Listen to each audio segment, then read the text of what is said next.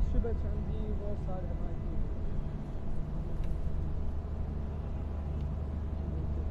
بسم الله الرحمن الرحيم. السلام عليكم ورحمة الله وبركاته. أهلا ومرحبا بكم أحبتي متابعي ومشاهدي قنوات شبكة الإعلام العراقي. نحييكم من ملعب الكابتن شرار حيدر في هذه المواجهة المرتقبة ضمن منافسات الجولة 33 من دوري نجوم العراق، هنا في لقاء يجمع صاحب الأرض الكناري الجريح بعد الخسارة الماضية أمام أربيل بهدف دون رد، وزاخو المنتشي بالانتصار الأخير في الجولة الماضية على نادي نفط ميسان ب3 أهداف مقابل هدف وحيد، ويدخل هذا اللقاء من أجل تعزيز التقدم وكذلك لكسب النقاط الثلاثة، بينما الكرخ الذي يريد أن يصحح المسار من خلال هذا اللقاء.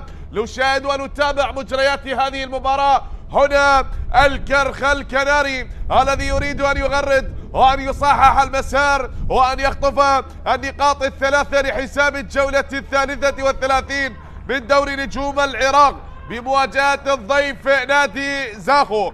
خلال مباراة اليوم نشاهد ونتابع كذلك يضبط هذا اللقاء صافرة الحكم اياد زاحم، بينما الحكم المساعد الاول كرار عبد الامير علي عبد الله غريب، حكم مساعد ثاني حامد طالب، الحكم الرابع على سلام حكم الفار، واحمد صباح قاسم كذلك الاي فار لهذا اللقاء، بينما عباس عبد الرحمن مقيم الحكام ومشرف اللقاء كاظم صدام. لمباراة اليوم احبتي الاكارم، ولليوم الثاني هذه الجولة 33 انطلقت بالامس ب4 مباريات، وكذلك اليوم ب5 مباريات، وغدا مباراة واحدة انطلقت.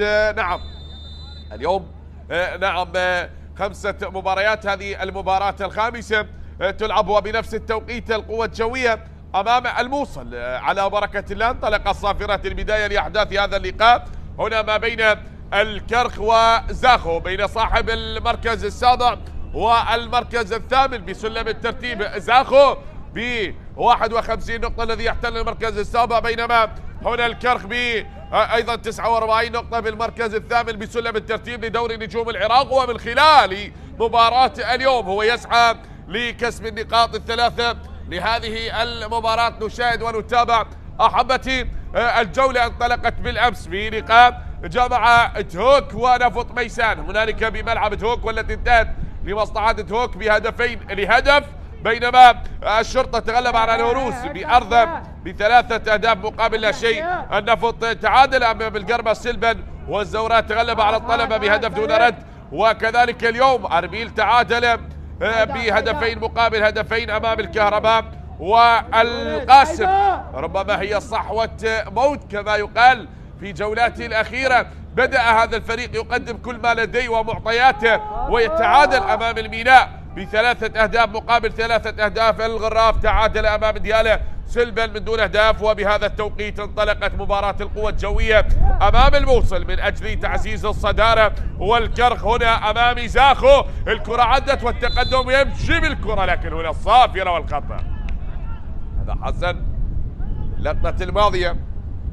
إذن بهذه الأسماء وكذلك اليوم تشكيلة المدرب الفيلسوف أيوب أوديشو أمام كتيبة الحكيم أيمن الحكيم. من خلال هذا اللقاء نبدأ بتشكيلة زاخو الفريق الضيف في القمصان الحمراء، بالحراسة عماد عيسى وكابي كيكي شمبر علي حسن رائد هيليو آدم وحميد حاجي، كذلك مهدي كامل أسامة رشيد أمجد عطوان ومحمد صالح صولة وأسورستوم. بينما تشكيلة الكناري هنا الكرخ بالحراسة محمد شاكر جوزيف بافو حسين فاهم، وكذلك مصطفى رميط حسن علي حيدر أحمد حسين زياد يونس غني صهيب رعد محمد خالد كوفي ويونس حمود. هي تشكيلة نادي الكرخ خلال هذا اللقاء ومجريات هذه المباراة. هنا توجيهات المدرب أيمن الحكيم، نعم الكابتن أيمن الحكيم المدرب السوري والمدرب الخبير بدوري نجوم العراق الموسم الماضي، هو الذي درب نادي القاسم، وكذلك بعد انتقاله من نادي القاسم إلى تدريب نادي الكرخ. ومن خلال هذا اللقاء يسعى أن يحقق 3 نقاط وأن يرتقي بسلم الترتيب وأن يكون متقدما ب3 نقاط من خلال مباراة اليوم. أبرز غيابات نادي الكرخ عن هذه المباراة اللاعب إيليون فاي، وكذلك من أبرز غيابات نادي زاخو اللاعب أحمد إبراهيم، وكذلك أورينهو وجوزيف بعد أن وصلت. هذه غيابات الفريقين. تابع عدت هنالك بعد الخطأ باللقطة الماضية. نشاهد أحبتي، نتابع ولا زلنا نعم نترقب هل يكون هنالك هدف مبكر باللحظات وبالدقائق الأولى. هذا الاشتراك ما بين اللاعب أمجد أو عفوا حميد حاجي باللقطة الماضية وحسين. هذه الكرة وصلت من يونس غني بالوسط، يتقدم الآن يونس غني بنقلة. هنالك تمريرة باتجاه اللاعب كوفي الذي يحاول أن يتقدم المرور، بل تعود الكرة بوسط ملعب المباراة عند اللاعب حيدر أحمد. حيدر أحمد لعبه للكهرباء ولنفط البصرة، ومحاولة عادت مجددا هنالك للكناري الأصفر الموشح بالأسود من خلال هذا اللقاء، ولكن هنالك راية تأتي من الحكم المساعد. هذا هو كرار عبد الأمير باللقطة الماضية، الحكم المساعد الأول للكابتن اياد زاحم باللقطة الماضية. كانت هنالك راية من المساعد أول لحكم المباراة. وشاهد هذه الكرة عادت هنالك عند الحارس عماد عيسى إلى كيكي. هذا هو جابي كيكي يعيد الآن، والكرة تصل إلى حسن رائد من حسن رائد. سبقه اللاعب للشرطة والقوة الجوية والكرخ، واليوم يواجه الكرخ من خلال هذا اللقاء. هذه بعد أن عادت، وهذا هو حسن علي اللقطة الماضية. حسن علي برعي لعب أيضا لنادي القاسم، واحد من اللاعبين المميزين. هذا ما يسعى لأجله اليوم نادي الكرخ بأن يصحح المسار وبأن يحقق 3 نقاط بأرضه وأمام. هنا ممكن الجماهير المتواجدة بهذا اللقاء حضرت من زاخو لكي تكون مساندة وجماهير حاضرة من العاصمة بملعب الراحل الكابتن شرار حيدر رحمة الله عليه. ومن خلال هذا اللقاء لا زلنا نتابع هذا الملعب الذي يحتضن هذه المواجهة بحساب الجولة 33. الكرة هنا بالارتقاء عادت إلى حسين زياد، يحاول التقدم من حسين زياد، المرور وهنا العبور مرة أخرى. مصطفى رميض انقطعت من حسين، عادت حسين زياد يحاول التقدم، والكرة بمنتصف ملعب المباراة. أمجد عطوان افتكاك للكرة عادت الآن وبتمريرة وصلت التقدم، لكن تعود انقطعت من جوزيف بافو، أبعتها إلى حسن علي وتعود لجوزيف مرة أخرى. سويدي باللقطة الماضية يونس غني يتراجع للخلف، وهنا يبدأ بقيادة هذه الهجمة بتمريرة باتجاه مصطفى رميض أم لصهيب رعد. هو يتقدم الآن من أجل الوصول يونس بالوسط. يونس غني يعيد الكرة مرة أخرى، هنالك بتمريرة عادت تحت أقدام اللاعب جوزيف الذي ينتظر. جوزيف بتمريرة عادت مرة أخرى. حسين زياد مر بزيادة العددية هنالك للأمام، وعدت عند كوفي يحاول أن يتقدم. محمد خالد كوفي لحسين زياد للخلف، يلعبها بتصويب لكنها انقطعت هنالك، وعادت مرة أخرى من مهدي كامل. مهدي كامل يعيد الكرة إلى جابي كيكي، وخطأ هنالك صافرة حكم المباراة اياد زحم. هذا هو المدافع الكاميروني كيكي باللقطة الماضية. سلامة اللاعب، السلامة يا كابتن، سلامة اللاعب شبر علي. شبر لعب للنجف ولنفط الوسط وانتقل لنادي زاخو، واحد من اللاعبين المميزين، اللاعب كذلك خبرة. شبر علي اللقطة الماضية بعد الاشتراك بالكرة التي عدت وسقط أرضا. لازلنا نتابع ونشاهد نظرات للمدرب أيمن الحكيم مدرب الكرخ. هذا المدرب نعم قاد الفريق للمباراة 33، 13 انتصار 10 تعادلات 9 خسارات. نعم تمكن فريقه من تسجيل 38 هدف، بينما استقبلت شباكهم 32 هدف ب 49 نقطة. يدخل هذا اللقاء نعم لحساب الجولة 33 من دوري نجوم العراق، ومن خلال مباراة اليوم. في الجولة الماضية خسر أمام أربيل 1-0، ولكن اليوم كذلك يريد أن يحقق وأن يصحح المسار أمام فريق كذلك كبير، فريق قادم من انتصار مثير على نفط ميسان في الجولة الماضية ب3 أهداف مقابل هدف وحيد. ها نحن اليوم نشاهد نتابع هل تكون المباراة للهب الأصفر أم للغضب الأحمر من خلال هذا اللقاء. فمن يحقق النقاط ال3، من يكسب نقاط هذه المباراة وتكون بجعبة أيمن الحكيم أم بخبرة الفيلسوف أيوب أوديشو من خلال هذا اللقاء؟ نتابع ونشاهد. بعد ما عدت مصطفى رميض جانبية الآن، ملعوب الكرة، الارتقاء بالرأس، عادت بالوسط، هنا تمريرة أسامة، التقدم من أمجد عطوان بنقلة هنالك، ولكنها تعود بصافرة حكم المباراة. ختم صافرة حكم المباراة اياد زاحم باللقطة الماضية. من يقود هذا اللقاء إدارة أجواء هذه المباراة. شاهدنا اليوم مباريات مثيرة ممتعة لهذا اليوم. انطلقت قبل هذه المباراة 3 مباريات، شاهدنا مباراتين أو المباريات الثلاثة التي انطلقت في الساعة الخامسة نعم انتهت بالتعادل. جميع المباريات الثلاثة انتهت بالتعادل. أربيل أمام الكهرباء انتهت بهدفين مقابل هدفين، وكذلك الميناء أمام القاسم انتهت ب3 أهداف مقابل 3 أهداف. الغراف أمام ديالى انتهت بالتعادل سلبا من دون أهداف. بالأمس مباراة النفط أمام القرمة كذلك انتهت سلبا من دون أهداف، بينما تهوك تغلب على نفط ميسان 2-1، والشرطة تغلب على نوروز 3-0، والزوراء تغلب على طلبة 1-0. الشرطة لا زال يسعى من أجل الارتقاء، وكذلك أيضا أن يضيق المساحة بين المتصدر القوة الجوية الذي يلعب مباراته الآن أمام الموصل من خلال هذا اللقاء.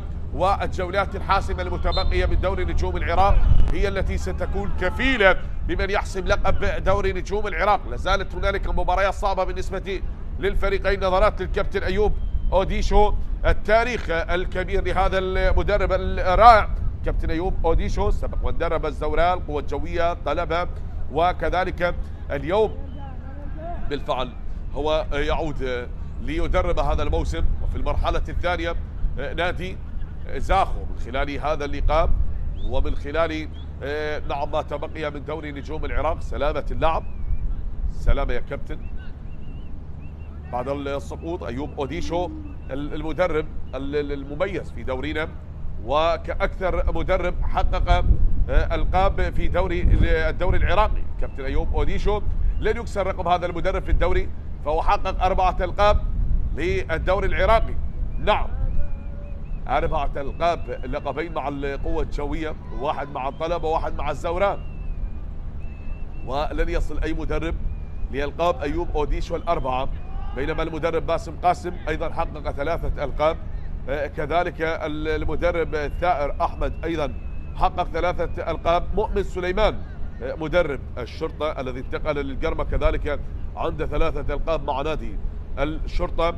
ولكن اليوم تشاهد هنا من خلال هذا اللقاء ومن خلال هذه المباراة الكابتن أيوب أوديشو بجعبة هذا المدرب 4 ألقاب دوري، ومع الأندية الجماهيرية، مع القوة الجوية، ومع الطلبة والزوراء.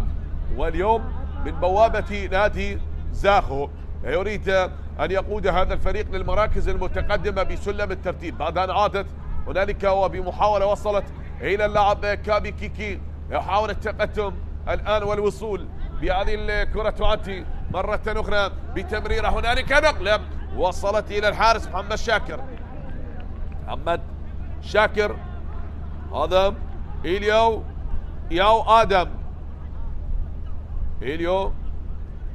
آدم باللقطة الماضية.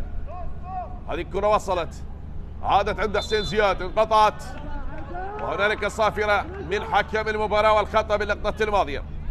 حميد حاجي جانبية الآن تنفذ لمصلحة نادي زاخو لأبناء الخابور هنا بهذا اللقاء، بل عادت من حسن رائد للحارس عماد عيسى. عماد اليوم يشرك هو الحارس الأساسي، وعلي كاظم في دكة البدلاء. هنالك أيضا حسين عدنان في الدكة، ولكن الكرة تلعب الآن بمقدمة هذا اللقاء، والكرة بمنتصف ملعب مباراة مهدي كامل إلى أمجد عطوان يتراجع بالكرة من أمجد. هنالك نقلة، آدم يلعبها إلى كابي كيكي هيليو أو آدم يلعبها مرة أخرى. هيليو آدم تعود من أمجد عطوان، هنالك لكابي كيكي بوسط ملعب المباراة. الانتشار بل وتعود من أسورستم يتراجع للخلف، استلام ومن ثم التسليم. الآن الكرة بالوسط عند اللاعب حسن رائد، نقلة اليوم ياو آتم وأمجد عطوان بنقلة سريعة باتجاه آسو. رستم يحاول والتقدم الآن، لكن الكرة طالت على محمد صالح صولة الليبي، وكذلك كان هنالك حسن علي تدخل والكرة أبعدت إلى خارج أرضية الملعب. ترقب شاهد. نلعب في الدقيقة 14، نقترب من ربع الساعة الأول لمجريات الشوط الأول من أحداث هذا اللقاء، والتعادل مستمر.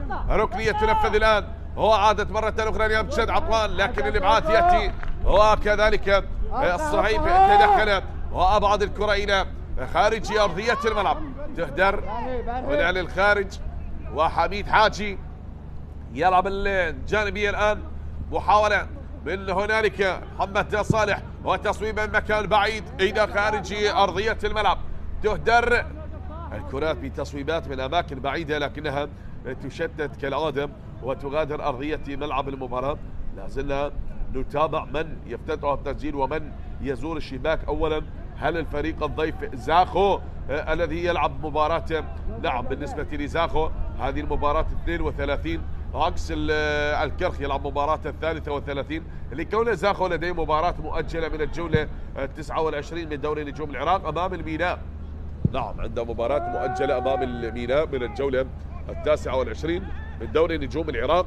والكرة تصل هنا بمحاولة عند أمجد، يعيد الكرة حميد حاجي وبنقلة باتجاه لاعب آسو. رستم يتقدم، الكرة تصل، هل هي قريبة؟ لا، بل هنالك راية من المساعد، راية الحكم المساعد علي عبد الله غريب المساعد لحكم المباراة في اللقطة الماضية. شاهد بعد هذا الاستلام وبعد هذا التقدم، نعم تترك إلا عند استلام الكرة، وراية المساعد كانت حاضرة من علي عبد الله غريب من البصرة، حكم المساعد الثاني بكالوريوس تربية رياضية، واحد من الحكام الشباب الواعدين أكيد لإدارة هكذا مباريات مثيرة. دائما ترى الطاقات الشبابية متواجدة، سواء كانت بالصافرة بالراية بالفار. هذه الكرة وصلت، هنالك تعود مجددا بمنتصف ملعب المباراة، عدت والتقدم بالوسط، انتشار من حيدر أحمد يلعبها، لكن هنالك تعود تنقطع يا حيدر، والكرة عادت بالوسط مرة أخرى من مصطفى رميض، عدت يا مصطفى رميض بنقلة سريعة مصطفى، وهنالك محاولة حسين يحاول أن يتقدم، يحاول العبور، يحاول المرور من حسين فاهم، والكرة إلى خارج أرضية الملعب. يا حسين ضاعت، يا حسين فاهم إلى خارج أرضية الملعب. جانبية الآن لمصلحة الكرخ، فهل يغرد الكناري هنا بهذه الراسية؟ أبعدت وأمجد عطوان خلصها للأمام، مصطفى رميض يخطأ وآسو رستم قريب خطير يحاول بأن يعيد الكرة، لكن رميض مرة أخرى يعيدها بوسط ملعب المباراة. هنالك باتجاه اللاعب جوزيف بافو، من بافو جوزيف وصلت والتقدم حيدر، انتشار بمنتصف الملعب. هل تكون هنالك نقلة باتجاه اللاعب يونس حمود؟ لكن هل تعود والكرة وصلت والتقدم لا زال. حسين زياد اليوم الكرة باتجاه، لكن يونس حمود محاصر بدفاعات زاخو، والكرة تعود من يونس نبي هنالك بتمريرة من حيدر أحمد إلى الصويب، محاولة التقدم لا، هذا حسين فاهم بالعرضية ويونس بالارتقاء. شاهد هذا اللاعب محاصر بالمدافعين، لكن هو يحاول نعم بإنصاف الفرص التي تأتي، يحاول أن يسجل، يحاول أن يقود فريقا للتقدم، ولكن كان محاصر وحصل على فرصة لكنها انقطعت وأبعدت تلك الفرصة. سقوط للاعب يونس سلام، يونس سقط أرضا. أنا بعتقد تو تقدم اللاعب اللقطة الماضية بعد هذه الكرة. شاهد يونس بعد هذه اللقطة، نعم تو تقدم، وكان هنالك اعتار او باللقطة الماضية اعتر بقدم اللاعب حسن رائد بهذه اللقطة. شاهد بهذه الإعادة، هل كان هنالك دخول من الخلف من قبل اللاعب حسن رائد مع اللاعب يونس حمود ام لا وجود لشيء في تلك اللقطة؟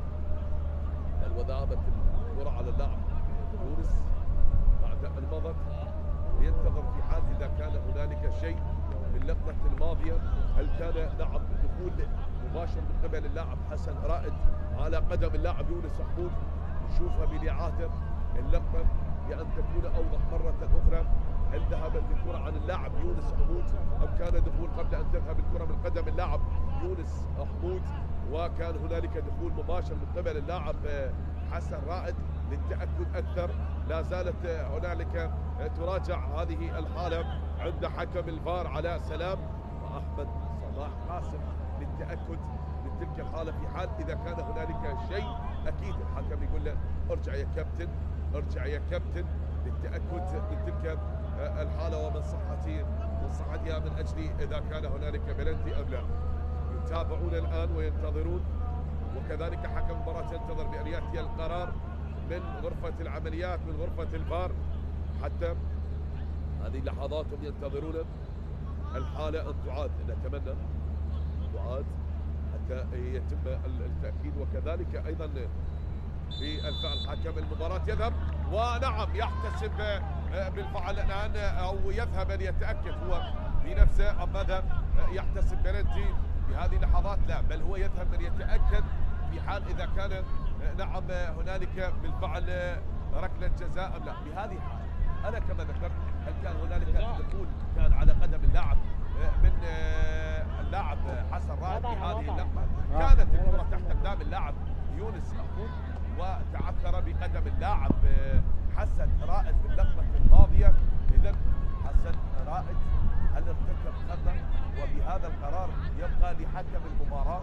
استدعاه حكم الفار قال له تعال يا كابتن اياد زاحم، تعال والقي نظرة، تعال وتأكد بنفسك. احيانا بهذه الجزئيات كانت هنالك عرقلة نعم واضحة باللقطة الماضية بهذه العرقلة، ولكن تبقى الامور في حالات ممكن ان تغير مجريات المباراة وتحتسب ركلة جزاء ام لا وجود لركلة جزاء ام لم يكن تدخل مباشر.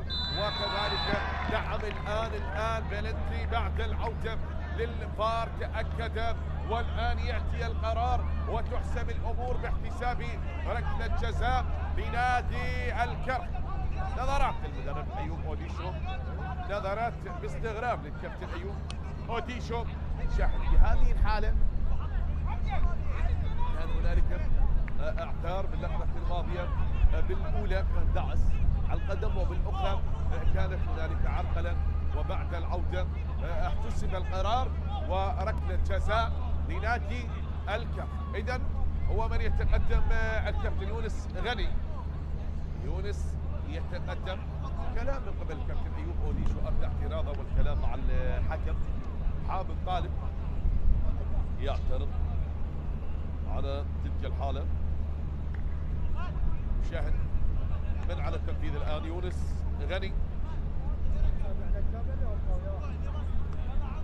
يونس هو على التنفيذ أم يونس حمود؟ لا، هذا هو يونس غني الآن. هل سيجعل كنار العاصمة يغرد بلحن العاصمة الجميل في مواجهة عماد عيسى أم لا؟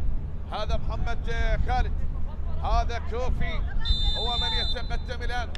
محمد خالد من كوفي يتقدم. اوه لا يا محمد خالد، لا يا محمد خالد، لا يا كوفي، لا. وهم يطالبون، وحكم المباراة ماذا يقول بعد تلك الكرة الضائعة؟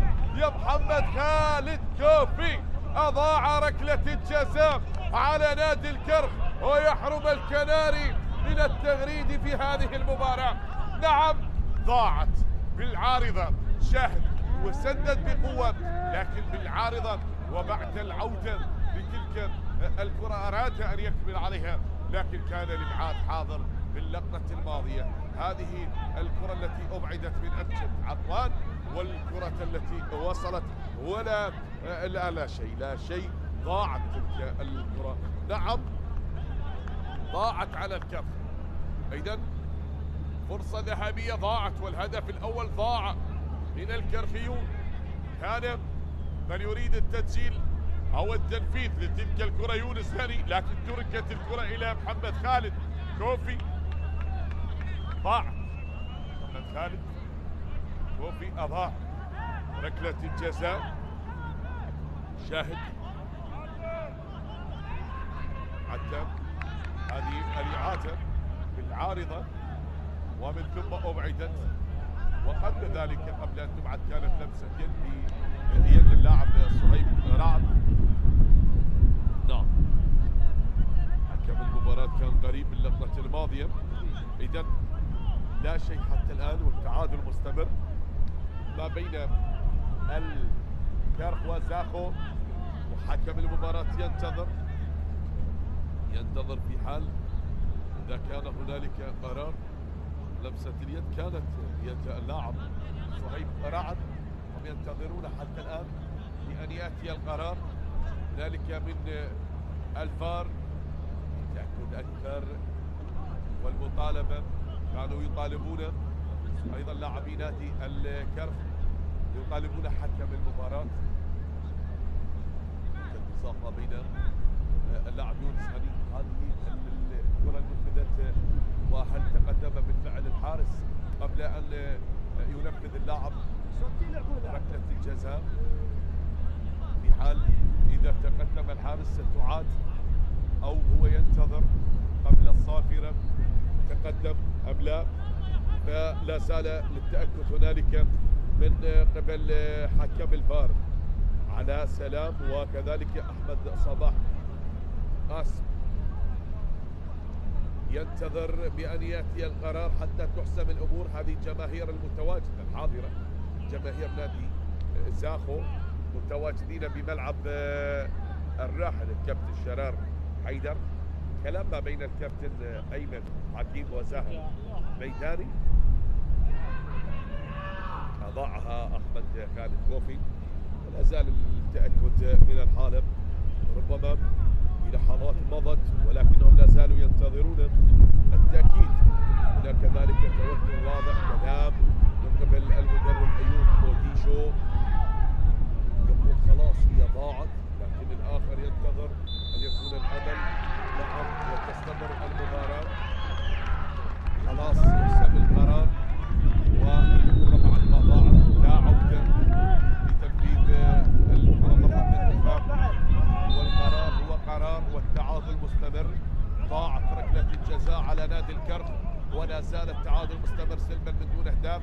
هذه وصلت هنا بمنتصف الملعب أمجد عطوان، والكرة عدت الآن إلى حسين زياد. من حسين يتقدم، حسين عدى لا زال بهذه الفرصة من حسين، عادت إلى يونس غني، يونس وبنقلة هنالك سريعة، الكرة طالت وعادت باتجاه حسين فاهد. من حسين إلى حيدر، حيدر يحاول أن يقود هذه التمريرة لكنها انقطعت مرة أخرى بنقلة من مهدي كامل باتجاه اللاعب محمد صالح.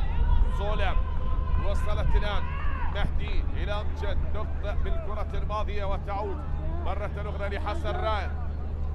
حسن رائد الذي تسبب لفريقه بركلة جزاء على فريقه، ولكن هنا انقطعت الكرة، عادت عند السورستوم.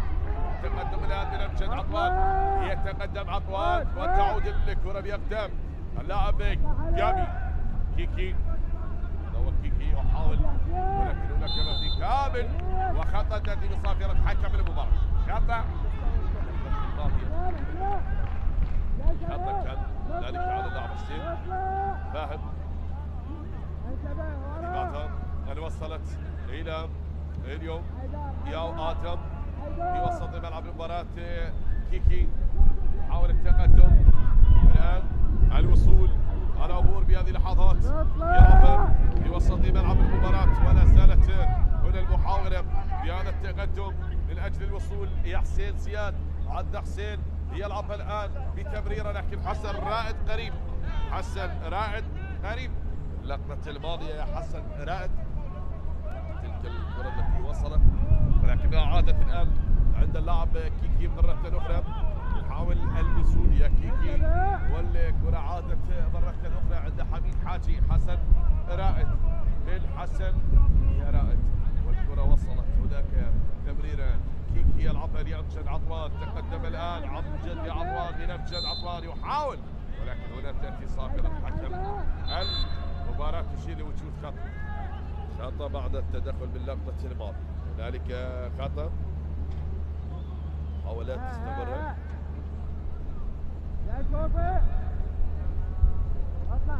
الخطأ باللقطة الماضية. شهد هي وصلت وبنقلة.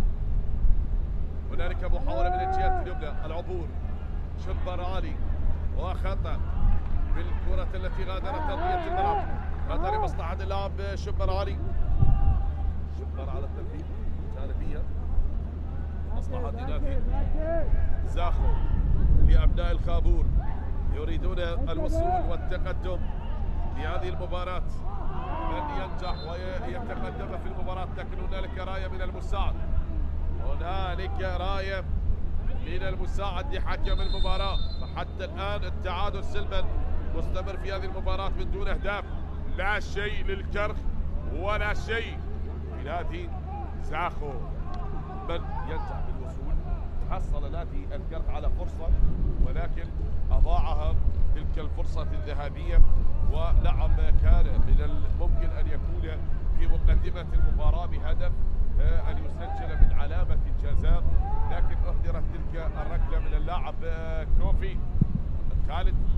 وصلت تقدم من الكرة، هي حسين من يونس يلعبها لحسين، يونس إلى حسين، من حسين إلى مصطفى رميض، مصطفى رميض من الجهة اليمنى يحاول تأتي العرضية من مصطفى، وهناك من الخلف من الصعيب وإلى خارج أرضية الملعب. ضاعت يا صهيب، إراد غادرت أرضية الملعب يا صهيب. شاهد بعد مرور اللاعب مصطفى رميض هذه العرضية والكرة التي غادرت أرضية الملعب. هل هي غادرت أم لا؟ كانت خارجة عن محيط ملعب المباراة؟ لا، بل كان صهيب قريب والكرة ضاع صهيب إذا غادرت أرضية الملعب. وتعود بالوسط مرة أخرى للكتيبة الصفراء للكرخ، لكن بالراس تعود من حميد حاجي لحسن رائد. حسن رائد الذي يحاول أن يتقدم، يلعب نقلة طويلة من حسن وإلى خارج أرضية الملعب. يا حسن الكرة غادرت أرضية الملعب يا حسن رائد. حتى الآن تشتيت الكرات، تشاهد أغلب المحاولات بمنتصف الملعب.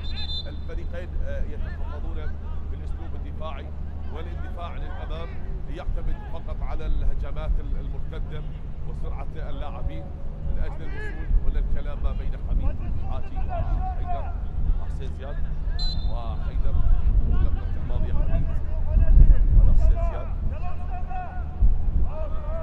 اللي وصلت عند المدافع جوزيف بافو يعيث نقلة من محمد شاكر طويلة بالراس من امجد عضوان. تحية الامور الى اسو رستم، وهنالك راية المساعد علي عبد الله غريب. راية من علي عبد الله غريب. هذا اللاعب اسو رستم كان متسلل باللقطة الماضية.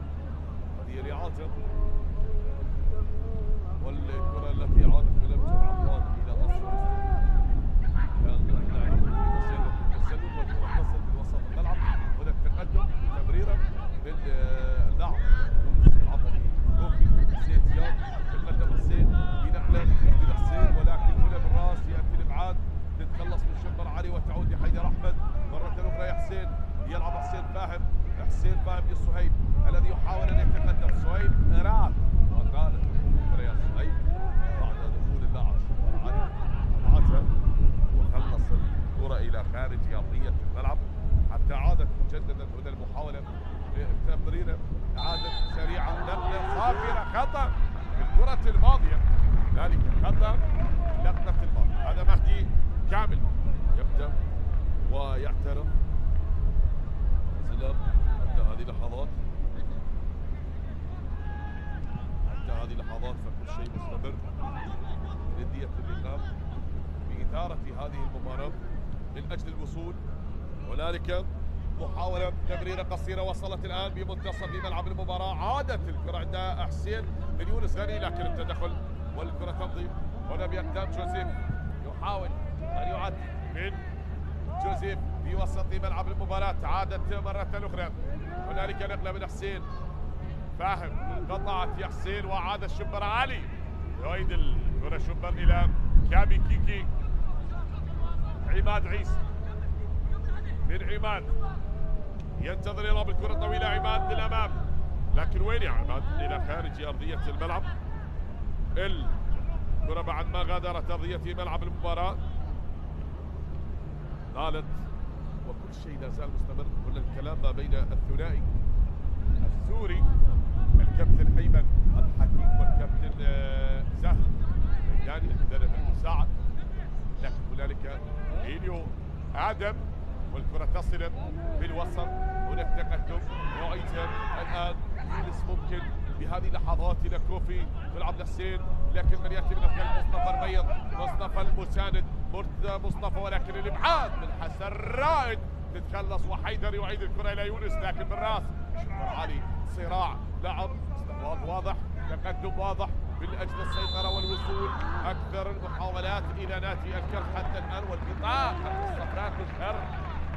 سلامة لاعب أمجد عطوان وبطاقة صفراء كانت اللقطة الماضية أشيرت بالحكم المباراة اياد زاحم. بعد هذا الاشتراك من اللاعب حيدر أحمد على قدم اللاعب أمجد عطوان، هذا تلقى البطاقة الصفراء. حذرنا من ارتكاب الأخطاء وأن لا نريد أن نشاهد البطاقات الملونة تكون حاضرة في هذه المباراة. وصلت ذلك التمريرة، سوبر يتراجع ويعيد الكرة إلى المدافع كامي كيكي لحسن رائد، حسن رائد ملعوبة يا حسن. السورستوم يحاول أن يخترق المنظومة الدفاعية لنادي الكرخ وأن يتقدم، لكن يأتي خلف حسين زياد يضيق الخناق. عاد بالكرة لحسن علي، عادت مصطفى البيض بنقلة طويلة بوسط ملعب المباراة، انقطعت لتعود من يونس غني. أمجد عطوان يخطف الكرة من أمام الجميع ويعيد الكرة هنالك من وسط مرة أخرى. أسامة جبار هنالك من أسامة رشيد، بل ويعيد الكرة من جديد أسامة رشيد. إليو آتم تترك لحميد حاجي، يتقدم حميد هو بالراس من حسن علي. برهي يعيدها براسية خطيرة عدت الآن، ممكن أن تكون، ومحمد صالح يحاول أن يتقدم وأن يصالح زاخو بالكرة التي عدت. هنالك آسو رستم والكرة تعود الآن. هنا المرور، هنا العبور يحسن بالفاهم لحيدر، حيدر الحسين إلى يونس غني، نقلة لحيدر ما بين حيدر ويونس غني بوسط الملعب. انتشار بأداء جميل بتمريرات رائعة بوصول مستمر، لكن الأهداف لا زالت غائبة عن أحداث المباراة. لا شيء للكرخ الذي يضيق الخناق بكل فرصة على دفاعات زاخو، ولا شيء لزاخو حتى هذه اللحظات. حصل على فرصة ذهبية ضربة جزاء وأضاعها، ولكن هنا المحاولة بعد أن عدت تقدم الحسين فاهم والكرة ضاعت. واقع والنتيجة البيضاء لا زالت هي التي تسيطر على أحداث المباراة. كابتن أيوب أوديشو غاضب جدا، غاضب الكابتن أيوب، هذا هو نعم كابتن أيوب أوديشو بعد ما عدت.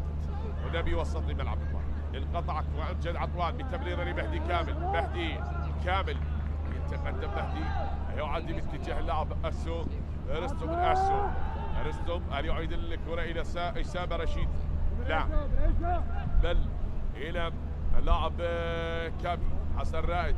آدم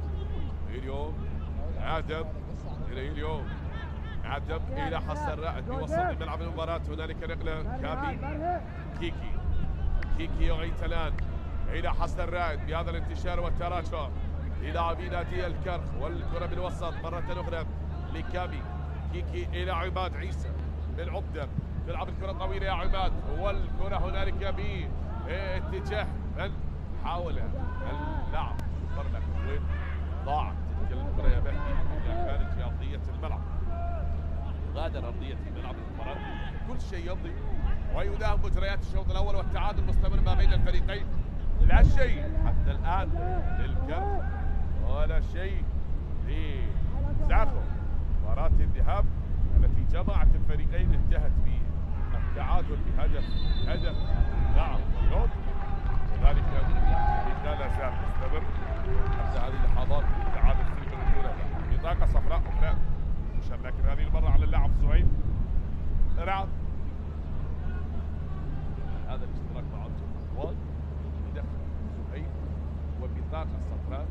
كانت بالنسبة صهيب يعني هذا الدخول المتهور في اللقطة الماضية من صهيب رعد على قدم أمجد عطوان، أجبر الحكم المباراة أن يشهد بطاقة صفراء أخرى، لكن هذه المرة على اللاعب صهيب رعد.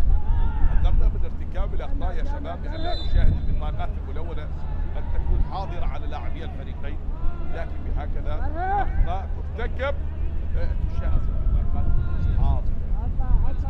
ذلك خطأ ثابتة لزاخو لأبناء الخابور وأمجد على التنفيذ.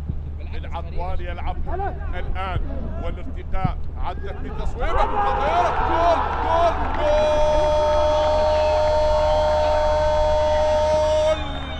بهدف أول هنا لأبناء مدينة الخابور، لزاخو زاخوني بأول أهداف المباراة عن طريق اللاعب حاجي، يعلن عن الهدف الأول في اللقاء بالتصويبة للكرة مضادة هدف للجميع، أسكنها المرمى للغواصات الحمراء ليأتون بأول أهداف اللقاء بهدف أول في المباراة عن طريق اللاعب حميد حاجي بعد أن نفذها أمجد عطوان. هنا لعب ظهر المدافع وبهذه التسديدة من خلف المدافعين من داخل منطقة ال18. هنا بتصويبة لعب بالقدم اليسرى تذهب باتجاه المرمى لتعلن عن أول أهداف اللقاء بهدف أول في المباراة، بهدف أول رائع لنادي زاخو عن طريق اللاعب حميد حاجي، يعلن عن الهدف الأول في اللقاء. 1 لزاخو، لا شيء للكرخ الآن.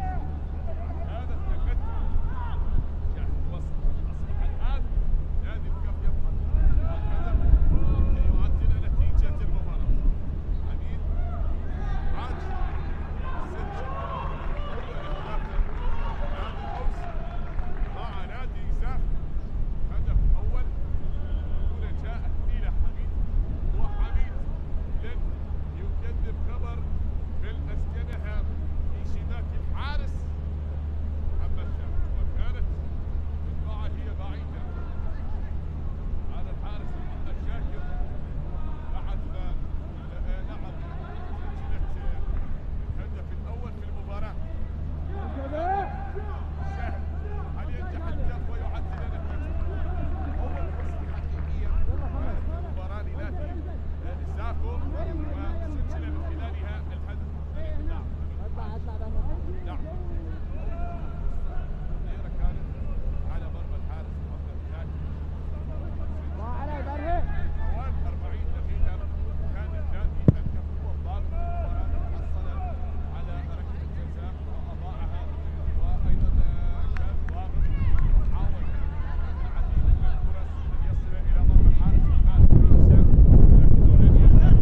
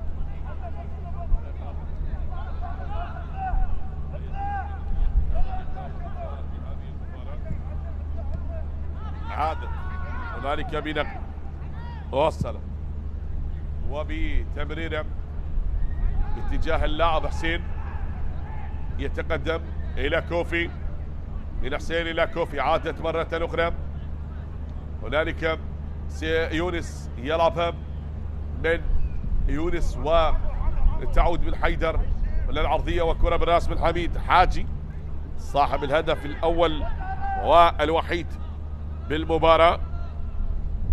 تابع، وصلت هنالك بتصويبة من مكان بعيد وتصويبة إلى خارج أرضية الملعب. ضاعت يا يونس، ضاعت يا يونس. بعده حسين زياد بعد تلك الكرة. شاهد حسين الذي سدد بقوة بعد تلك التمريرة من يونس والتي غادرت أرضية الملعب، شدد، وبهذه التسديدة كانت من اللاعب نعم حسين زياد التي مضت وغادرت أرضية ملعب المباراة. هذه وصلت الآن محاولة الوصول على العبور، ولكن الإبعاد حافظ حتى هذه اللحظة. كابتن اياد زاحف حكم اللقاء. الكرة تصل هنا عند اللاعب يونس يعيدها لحسين زياد. حسين يحاول التقدم، البحث عن زميل مصطفى قريب، لكن هو يعتمد على مهاراته الفردية ويريد الوصول إلى يونس. تقدم لكن تنقطع.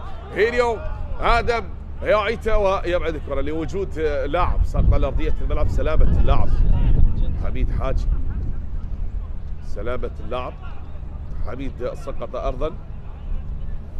لا زلنا نتابع حتى هذه اللحظات، فكل شيء يمضي. نلعب الدقيقة 45 من مجريات الشوط الأول، والزاخو لا زال متقدم بهدف دون رد. ممكن بالدقائق المضافة أو الوقت الذي سيضاف لكون المباراة توقفت بعدة دقائق، أو ممكن في الشوط الثاني تتغير الأمور وتتغير الحسابات. أكيد سيكون هنالك تكتيك، هذا في حال إذا ظهر تكنيك اللاعبين في الشوط الثاني بالنسبة لمدربي الفريقين. نتابع الآن بعد أن مضت ولا زالت هنالك بعد هذه الإعادة للقطة نعم الهدف الجميل، هذه اللقطة للهدف الرائع الذي سجل لنادي زاخو في الدقيقة 40 من عمر هذا الشوط، ولا زالت المباراة بهذا الهدف الذي سجله اللاعب حميد حاجي. نترقب 7 دقائق كوقت إضافي، نعم بالوقت الإضافي.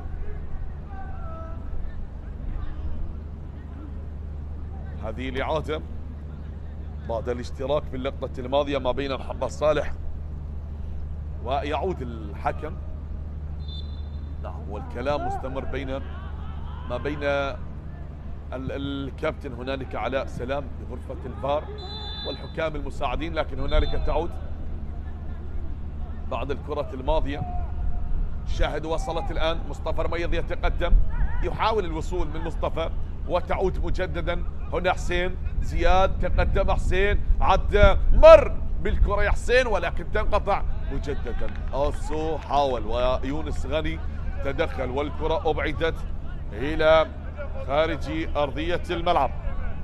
كرات تهدر، محاولات مستمرة بندية هذا اللقاء بإثارة هذه المباراة، وتعود مجددا هنالك بنقلة سريعة عدت إلى خارج أرضية الملعب. طالت تلك الكرة شبان عالي، كل شيء مستمر بهذا الإصرار بهذه الندية من أجل أن يكون في المباراة هدف تعادل أو هدف يضاعف النتيجة، أو ممكن أن يكون التعادل، ولكن وين إلى خارج أرضية ملعب المباراة. ضاعت الكرة بعيد إلى خارج أرضية الملعب. هذا أيمن الحكيم ومحمد خالد كوفي الذي سدد من هذا المكان. محمد خالد أضاع ركلة الجزاء على نادي الكرخ بعد ما صدت بالعارضة. يلوم نفسه محمد خالد كوفي، ولا زلنا نشاهد بعد أن وصلت هنالك بمحاولة والتحدي لا زال مستمر بعد تلك الكرة الماضية. حسين زياد من حسين، والخطأ كان هنالك بصافرة حكم المباراة. هل ينجح الكرخ ويعدل نتيجة المباراة بما تبقي من أحداث الشوط من الوقت الإضافي؟ وعلى التنفيذ مصطفى ميض على التنفيذ. زاخو المتقدم بهدف، والكرخ الذي يسعى لتسجيل هدف التعادل بكرة ثابتة تنفذ الآن، والكرة بالراس تتخلص هنالك من حسن. أبعدت يا حسن إلى مهدي كامل، يلعب كرة طويلة، مهدي عالية، لكن هنالك أمجد ويونس غني. هذه عادت من مهدي كامل، تتخلص وتعود مجددا أخرى عند يونس حمود، لكن تعود يا يونس. صهيب يحاول والكرة تنقطع مجددا. شبر علي يلعب هنالك أمجد وإلى خارج أرضية الملعب. ضاعت الكرة وغادرت أرضية ملعب المباراة. جماهير زاخو المتواجدة هنا في ملعب الكابتن شرار حيدر، وهم يتابعون يساندون زاخو. أبناء الخابور من خلال هذا اللقاء يدعمون هذا الفريق الذي يريد أن يعزز انتصاراته بعد فوزه الأخير على نفط ريسان ب3 أهداف. يسعى لكسب النقاط الثلاثة اليوم أمام الكرخ، ولكن هنا يونس غني يتقدم. انتشار واضح لحسين فاهم يلعبها، لكنها تعود خطأ. تقدم محمد صالح، عدى الآن محمد صالح. صولة مر وأمجد عطوان ما بين محمد صالح من صولة لأمجد عطوان. تعود الآن أمجد يا عطوان لحسن رائد، من حسن لحميد حاجي. حميد حاجي يعيد الكرة مرة أخرى هنالك لحسن رائد، عادت بأقدام كابي. هنالك من كابي كيكي وتصل شبر علي، الابعاد ياتي الى خارج ارضيه الملعب. ابعدت من حيدر، خلصها حيدر احمد والى خارج ارضيه الملعب. يا حيدر كره تبعد. شبر على تنفيذ هذه الكره الجانبيه ملعوبه الان. نعم بالتقدم أنت تحاول، ولكن هنالك من يسعى، هنالك من يريد الوصول بهذا الانتشار. تشاهد دائما زاخو يعتمد على سرعة الأطراف والأثرة. هذا الثاني ولكن انقطعت وعادت مجددا. هنا المحاولة خطيرة لا زالت. محمد صالح صولة، ولكن هنالك الراية والتسلل. متابعة إلى الحكم والمساعد علي عبد الله غريب. كان اللاعب محمد صالح متسلل باللقطة الماضية، التسلل كان حاضرا بتلك اللقطة. شاهد بعد هذه الكرة والإعادة لإبعاد الكرة كان من الحارس محمد شاكر، وبعد هذه التصويبة عادت من آسو رستم، لكن بعد هذا الدخول كان عائد من التسلل وأيضا يقع في مصيدة الكابتن علي عبد الله غريب باللقطة الماضية. مستمرة هنا بالراس، عادت مجددا بالوسط وتستمر بمحاولة أخرى. عدت بمنتصف ملعب المباراة. تعود تمريرة هنالك من محمد صالح. مهدي كامل إلى أس رستم لمحمد صالح، يتقدم صولة لأمجد. تصوير قوية مرة أخرى عادت، وأمجد هنا تسديدات بقوة يحاولون من خلالها الوصول وتسجيل هدف ثاني. يضغطون على دفاعات الكرخ، يريدون التقدم بهدف ثاني، لكن تصديات محمد شاكر تمنحهم من الوصول وزيارة الشباك مرة أخرى، والإبعاد كان حاضر. نعم بروح الإصرار والتحدي لمحمد شاكر، يتألق لينقذ مرمى الكرخ من هدف ثاني.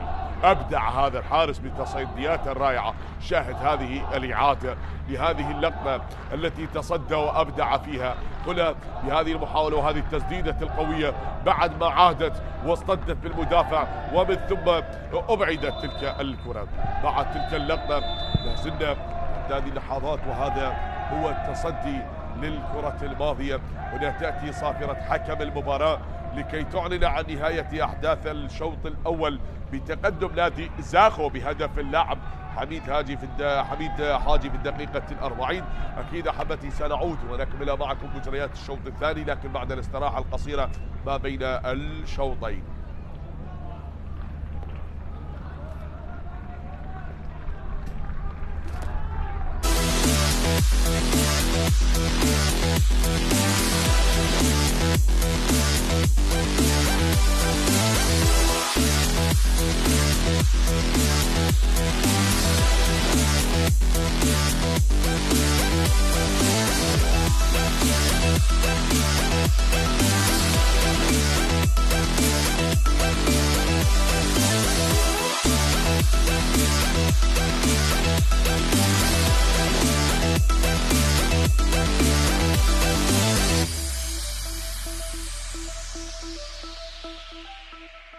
يلعب على عبد الامير المتقدم.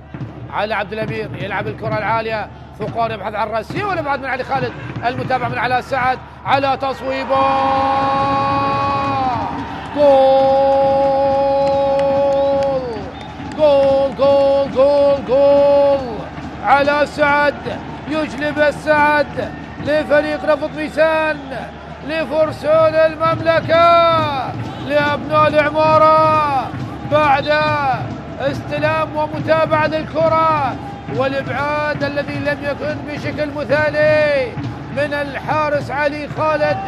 وعلى سعد صوب بقوة ليسجل أول هدف اللقاء في الدقيقة 56، شاهدنا الخروج من علي خالد وكانت هناك مضايقة ومزاحمة من فقار، وعلى سعد استلم الكرة وسدد بقوة، كانت صعبة جدا على علي خالد.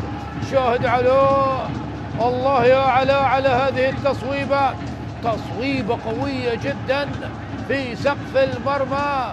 هنا الكرة المشتركة الأخيرة، هل هناك عودة للفار؟ شاهد شاهد شاهد، نعم، في سقف المرمى من علاء سعد، من هذا الأشول، من هذا اليساري، صاحب التسديدات القوية والقوية جدا. علاء سعد يجلب السعد ويتقدم، ما زالت مع السنغالي إلى نسيم صيود. خلاص خلاص خلاص خلاص، ابن تونس النصر التونسي يأتي بالهدف الثاني لفرسان المملكة. النصر التونسي يطير هنا في العاصمة بغداد. النصر التونسي يسجل الهدف الثاني القاتل. شاهد داوودة كيف حافظ على الكرة وتمريرة جميلة، هل كان متسلل أم لا؟ لكن هنا الهدف الجميل في الزاوية الصعبة على علي خالد. شاهد شاهد شاهد كيف لعبها بالزاوية الصعبة من نسيم صيود، يضع كرة الهدف الثاني.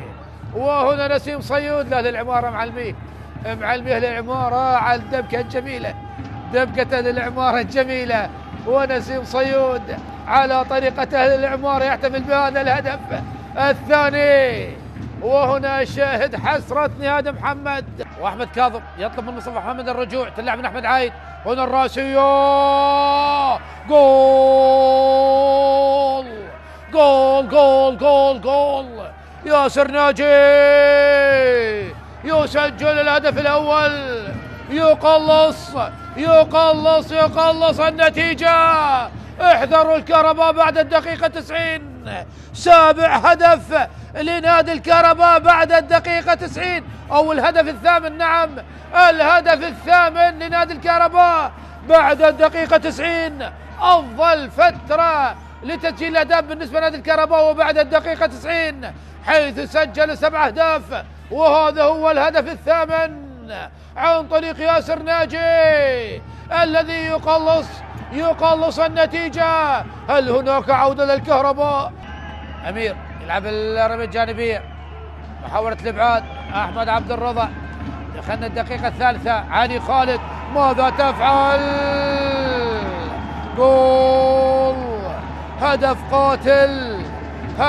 قاتل.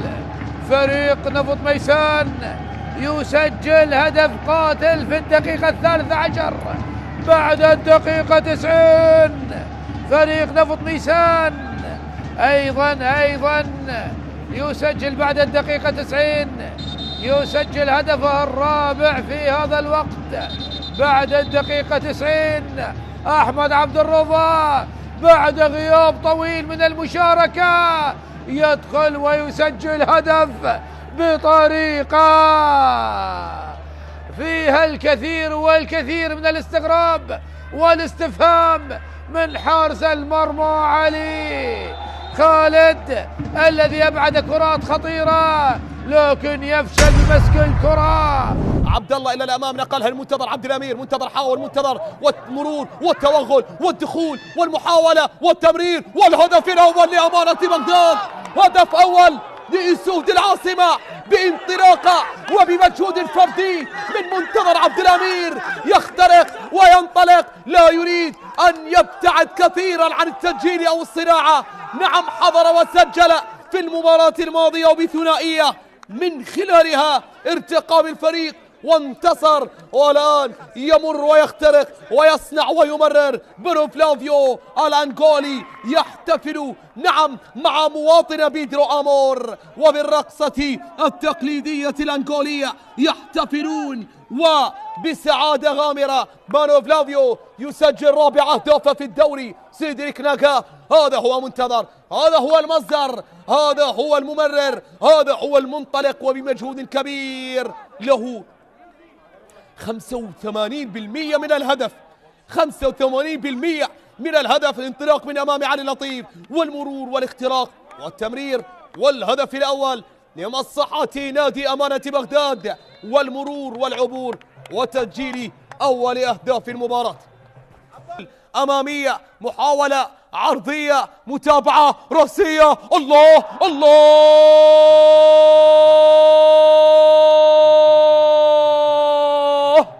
نسور الحدباء وبراسية دحام إبراهيم يعود بالنتيجة، يتمكن من تعديل النتيجة وبراسية رائعة على مرتين في شوط المباراة الأول. كانت مباراتهم، كانوا هم الأقرب للتسجيل، ولكن تغير كبير في شوط المباراة الثاني، تراجعوا. ولكن تحدثت وقلت بأن الفريق يقترب من التعادل، يقترب من التسجيل، واقترب وسجل دحام إبراهيم على مرتين بمحاولتين من روش بونينغ. جاءت الأولى نعم أو على الدين الدالي، على الدين الدالي بكرة وتمريرة أمامية، على الدين الدالي أسيست رأسية، ومن هناك دحام إبراهيم يقتلع من هناك هدف التعادل ويقتنص هدف أول لفريق نادي الموصل في هذه اللحظات بعرضية متقنة على رأس اللاعب علاء الدين الدالي، ومن هناك يودع دحام إبراهيم بهدف التعادل. كرة اللعب خطيرة داخل منطقة الجزاء، هذه فرصة، محاولة، فرصة، جول، جول أول يأتي في المباراة. الله الله الله الله،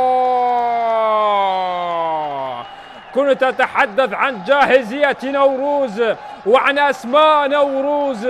الآن يسجل أبناء سليمانية هدف أول يقص شريط الأهداف بهذه اللحظات لمصلحة نادي نوروز. جول يأتي لمصلحة أبناء سليمانية. راستوكو فريق يسجل بهذه اللحظات هدف لمصلحة نادي نوروز في الدقيقة 60 بعد ساعة مرت من عمر هذا اللقاء. هذه الكرة العرضية وراستوكو فريقه على تسديدة قوية وسكنها في شباك مرمى نادي النجف. لاحظ هذه الكرة وهنا التسديدة لراستوكو، وبكرة كانت قريبة على حارس المرمى ليسجل نادي نوروز الهدف الأول. يقص شريط الأهداف أبناء سليمانية. خطيرة لمصلحة نادي النجف، هذه كرة خطيرة داخل منطقة الجزاء بالراس، هذه خطيرة، محاولة، جول، الله الله الله الله، عادت الغزلان إلى صولاتها المحودة. يسجل رضا فاضل بهذه اللحظات، الله الله الله، النجف يبحث عن هدف، جاء الهدف لنادي النجف. الله على كرة عرضية، والله على كرة جميلة. وهنا رضا فاضل يسجل، يعدل النتيجة، يدون الآن بهذه اللحظات هدف التعادل. 1-1 ولا واحد أفضل من واحد. يسجل النجف هدف التعادل. أيمن لوي بمواجهة جومان أحمد. أيمن يتقدم،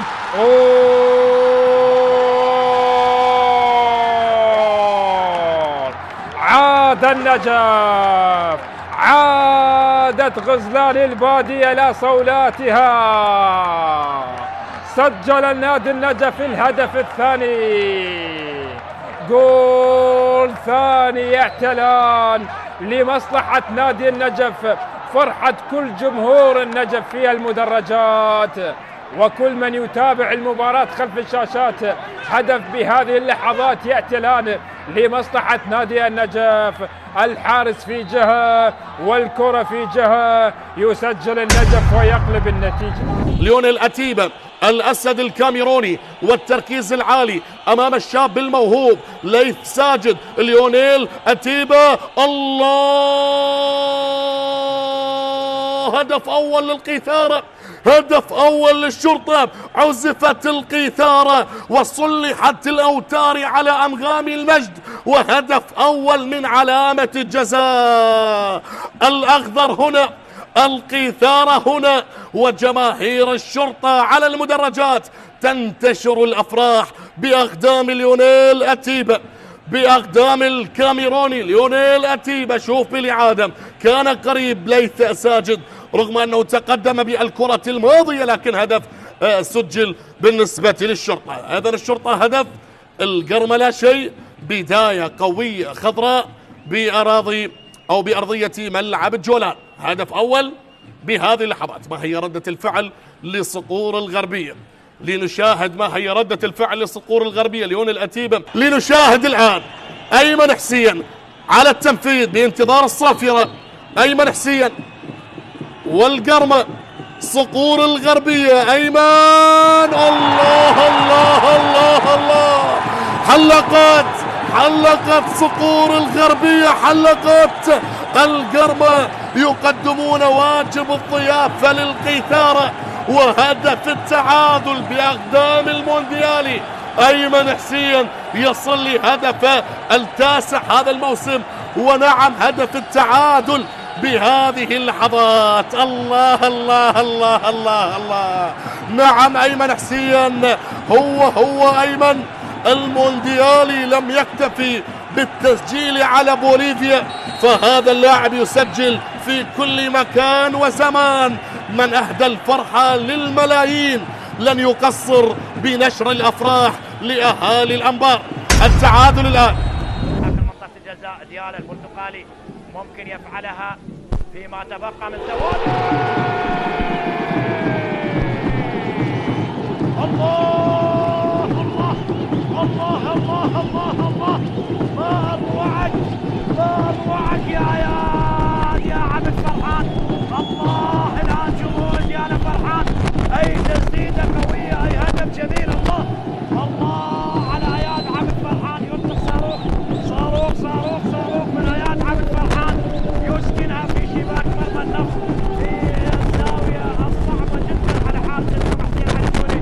لاحظ الانطلاقه من جول الدوباري اللي هياها الى مقتدى، اللي مر من امام اللاعب سامسون دير ومقتدى عمل ممتاز. مقتدى حسن اللي هياها لاياد عبد فرحان، اللي سدد بقوه اياد عبد فرحان ليسكنها في شباك النفط. يسجل اول اهداف اللقاء. الله على هدف جميل، الله على هدف رائع لفريق ديالا وعن طريق اياد عبد فرحان، وهو رابع اهدافه خلال هذا الموسم بعد ما سجل في مرمى اربيل، وهدفين على فريق نادي القاسم. الان ياتي ويسجل في مرمى النفط واحد من اجمل اهداف هذه الجوله. الان اياد عبد فرحان يضع فريق نادي ديالا بهدف التقدم على نادي النفط. بينما هنا همام طارق على التنفيذ لركلة ركنية، بينما خطير. الله الله الله،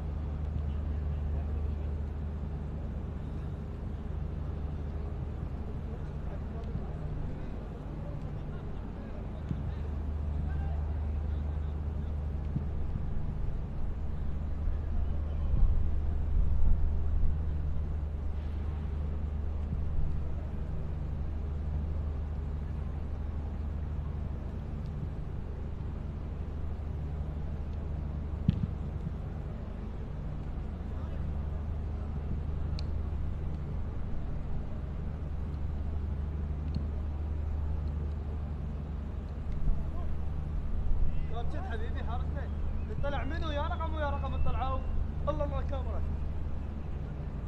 تتذكرهم؟ 99 وبعد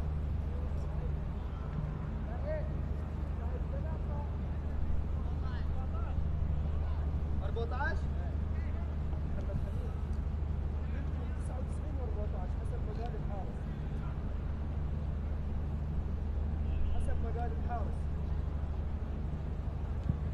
ترى عبد الامير شنو المصورين ترى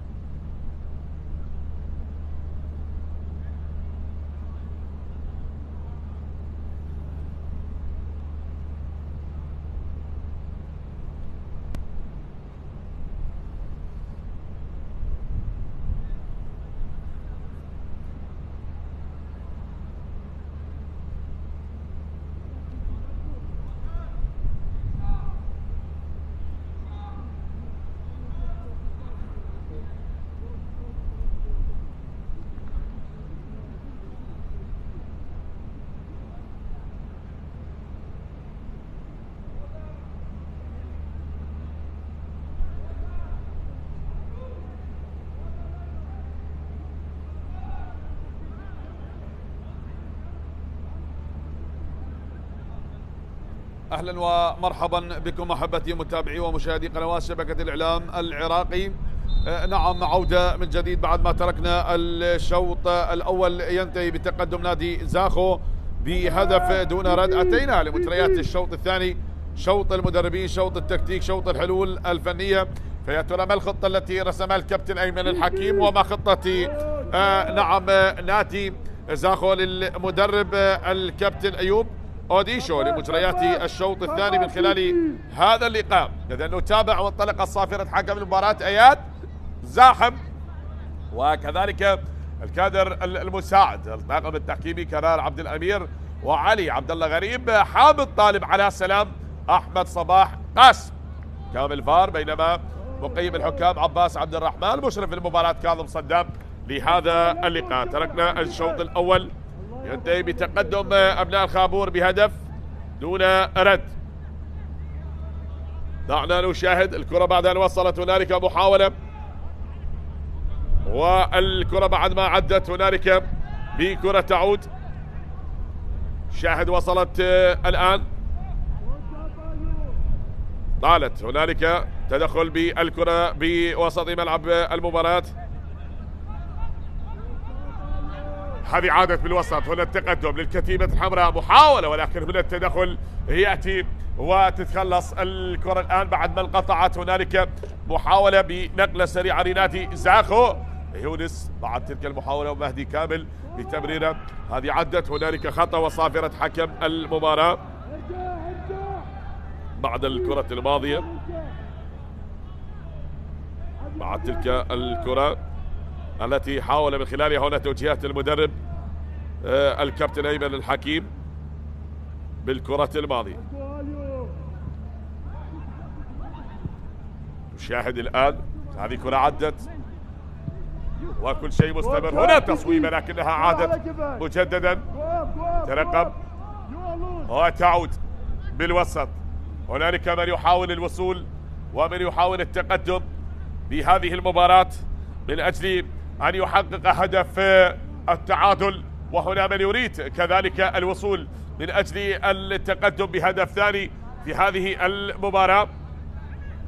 تابع الآن هذه الكرة بعد ما وصلت هنا المحاولة، حسن علي يترك الكرة لمحمد شاكر، بين محمد شاكر بالكرة الماضية، وهم يحاولون الوصول والتقدم في هذه المباراة من أجل تسجيل هدف، لكنهم لا زالوا يسعون للعودة وتعديل نتيجة المباراة بعد تلك الكرة التي وصلت هنالك، بعد تلك المحاولة التي طالت.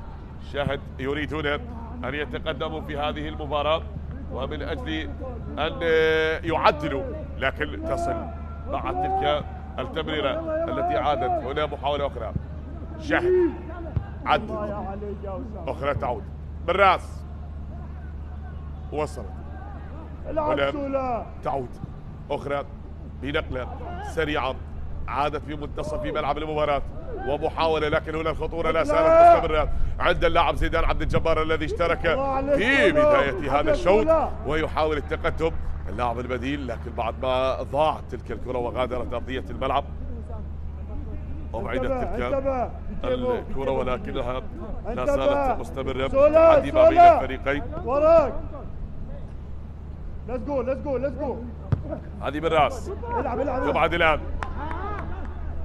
لا زلنا نشاهد، لا زلنا نتابع. يلا شباب وبعدت تلك الكرة وغادرت أرضية ملعب المباراة بركنية، يحاولون الوصول وتعديل نتيجة المباراة من خلال الكرات الثابتة. حسين على التنفيذ أم حسين فاهم؟ إن حسين يا فاهم تنفذ الكرة بالراس، ولكن هنا دخول والإبعاد انقطعت، وهنالك كابي كيكي مرة أخرى من كابي كيكي وتصل مرة أخرى. نشاهد الآن محاولة عادت، والكرة التي وصلت مجددا هي بمنتصف ملعب المباراة عند شبر علي، يحاول التقدم بهذه اللحظات. هم يريدون الوصول، يريدون العبور في المباراة. شاهد لا يمضي لندية هذا اللقاء، والكرة بعد أن وصلت والتحدي لا زال مستمر ما بين الفريقين. لكن الشوط الثاني لابد أن تكون الحلول حاضرة، وكذلك تحضر الحلول. يونس يلعبها والتقدم من حسين، يحاول بهذه التمريرة لكنها تنقطع والإبعاد يأتي، تتخلص وتعود مجددا. هذا أسو رستم، والكرة وصلت هنالك بالإبعاد يأتي، تتخلص إلى أن غادرت يا حسن علي بري باللقطة الماضية، أبعدها وعاد محمد صالح سولم الليبي باللقطة الماضية. بعد هذه الرأسية الجميلة كانت هنالك مطالبة من حسين زياد لحكم المباراة، لكن أبعدت من المدافع اللاعب كابي كيكي بتلك اللقطة، وهنا تتخلص مرة أخرى من جوزيف بافو، أبعدها بافو باللقطة الماضية. وأيضا هنالك كان إبعاد بعد ما طالت على اللاعب يونس بود. شاهد هل تعود المباراة وهل يأتي هدف ويعدل نتيجة اللقاء من خلال مباراة اليوم؟ فهل ينجح نادي الكرخ ويعدل أم يأتي الثاني؟ هنا المحاولة الخطيرة والإبعاد يأتي من جوزيف. يونس غني يعود يعالج الأمور والكرة تتخلص بنقلة سريعة، مرت عدت هنالك بالوسط ومرة أخرى برأسية اللاعب مصطفى رمير، أبعدت. محاولة تستمر واللقاء لا زال مستمر حتى الآن. هذا حيدر أحمد والكرة تصل هنالك بتمريرة عدت بمنتصف ملعب المباراة. إيليو آدم حاول أن يتقدم من اللاعب إيليو آدم، مر بالكرة بمنتصف الملعب يعيد إلى كابي. هذا هو كيكي بنقلة سريعة عدت باتجاه اللاعب شبر علي، تأتي العرضية وراسية تبعد من اللاعب جوزيف بافو، أبعد الكرة إلى خارج أرضية الملعب. يا جوزيف الكرة أبعدت إلى خارج أرضية ملعب المباراة، طالت تلك الكرة وغادرت أرضية ملعب المباراة. ما زلنا نشاهد ونتابع جدية هذا اللقاء وإثارة هذه المباراة من خلال هذا اللقاء ما بين الفريقين. ونحن نشاهد الآن وصلت عند شبر علي، تأتي العرضية وراسية هنا خطيرة، ولكن وين؟ إلى خارج أرضية الملعب. يا كابي كيكي ضاعت إلى خارج أرضية ملعب المباراة بمحاولة خطيرة كانت إلى الأسمراني وغادرت أرضية الملعب. جدية هذا الصراع ما بين الفريقين كانت هنالك صافرة وكذلك راية من المساعد. هذه الإعادة بهذه اللقطة التي مضت وغادرت أرضية الملعب وكانت بخطورة اللاعب كابي كيكي والتي مضت هنا بوسط ملعب المباراة. التحدي ما زال مستمر ما بين الفريقين. هنا من يريد الوصول والتقدم مجددا من أجل تسجيل هدف أن يعدل نتيجة المباراة، وهنا من يسعى من أجل التقدم والحفاظ على نتيجة المباراة. الكرة تعود، هل يتقاسمون نقاطها أم ستستمر ندية هذا اللقاء بالهدف الوحيد؟ هنا عند حسين فاهم تأتي العرضية وهنالك التقدم، ولكن وين وين وين إلى خارج أرضية الملعب.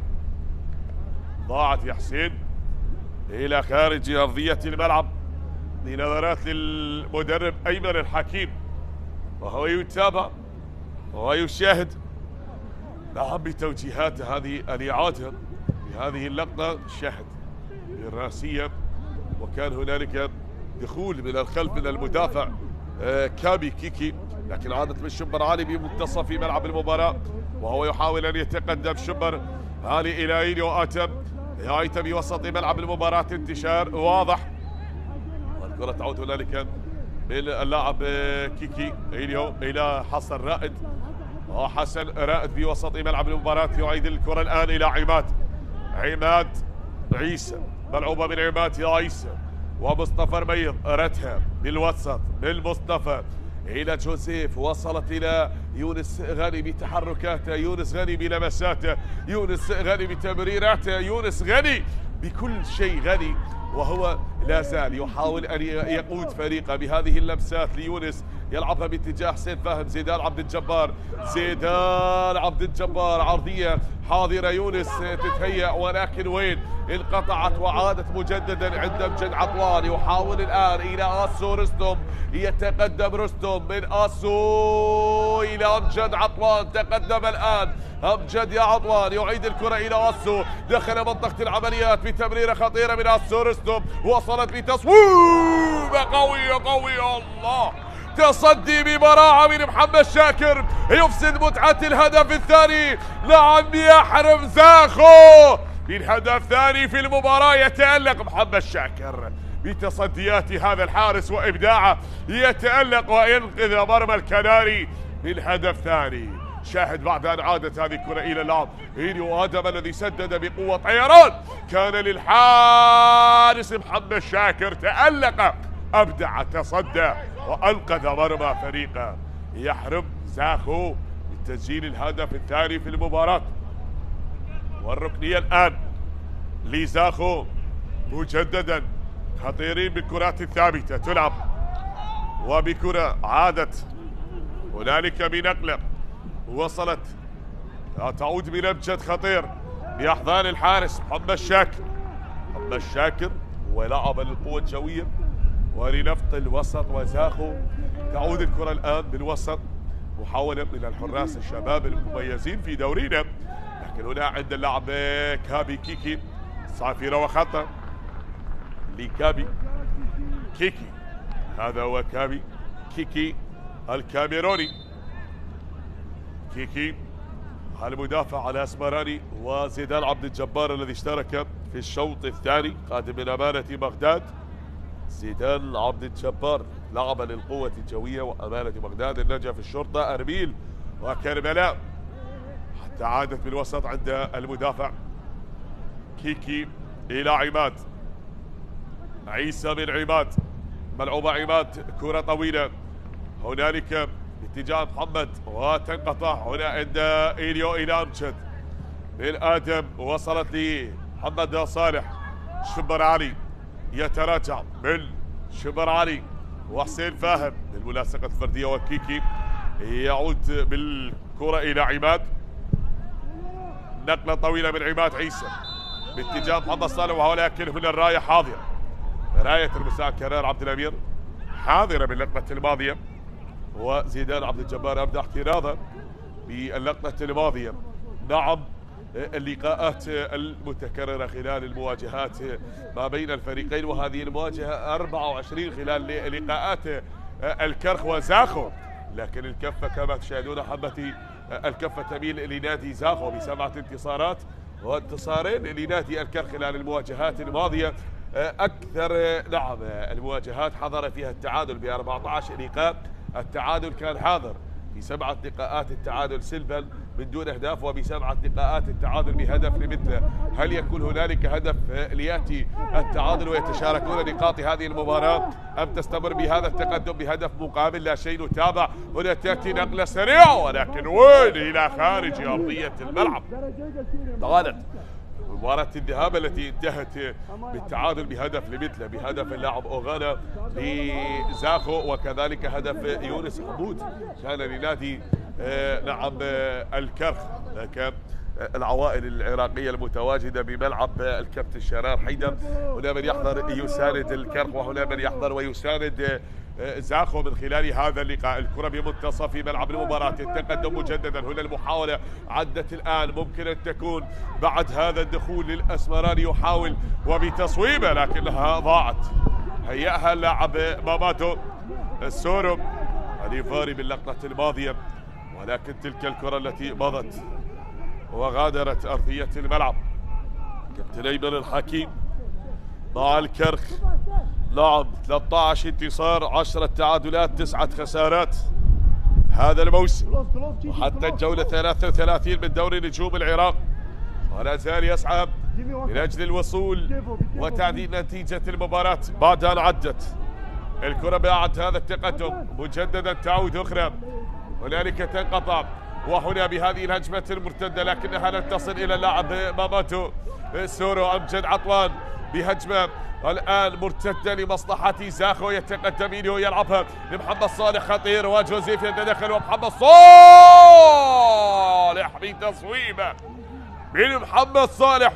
صولة كاد أن يسجل صولة باللقطة الماضية، الليبي باللقطة الماضية تقدم محمد صالح صولة، ولكن في الشباك الخارجية لمرمى الحارس محمد شاكر عدت على مرمى محمد وغادرت أرضية الملعب. خطير هذا اللاعب، هذه الطفلة المتواجدة بملعب المباراة وهي ترتدي قميص نادي زاخو حاضرة مع أبيها. ممكن أن تشاهد هذا اللقاء هنا بملعب المباراة. عادت الآن هنالك من جوزيف، يلعبها جوزيف بافو لمحمد شاكر، يعيد الكرة الآن وبوسط ملعب المباراة نقلة سريعة عدت للأمام، تتهيأ الأمور وتستمر بهذا التقدم. يلا وصلت هنالك بتمريرة لا زالت من مهدي وبنقلة مضت، لكن الإبعاد يأتي تتخلص من حسين فاهم بالوسط إلى يونس غني. يونس يلعبها وللأمام باتجاه اللاعب يونس حمود، لكن بالراس تبعد، وهذا هو مامادو سورو يلعبها بأقدامي. صهيب تأتي لا زيدان عبد الجبار، نعم بتصويبة من زيدان عبد الجبار. صهيب من ترك أرضية الملعب صهيب، وكذلك اللاعب محمد خالد كوفي، وبعد أن أشرك زيدان عبد الجبار وكذلك اللاعب مامادو سورو. لازلنا نتابع الكرات تهدر، محاولات مستمرة، هذه خطيرة. محمد صالح ممكن الآن يعيد الكرة ولكنها تصل إلى محمد شاكر، وصلت لمحمد شاكر باللقطة الماضية. كانت هنالك راية للمساعد. لازلنا نتابع من خلال ندية هذا اللقاء وإثارة هذه المباراة ما بين الفريقين.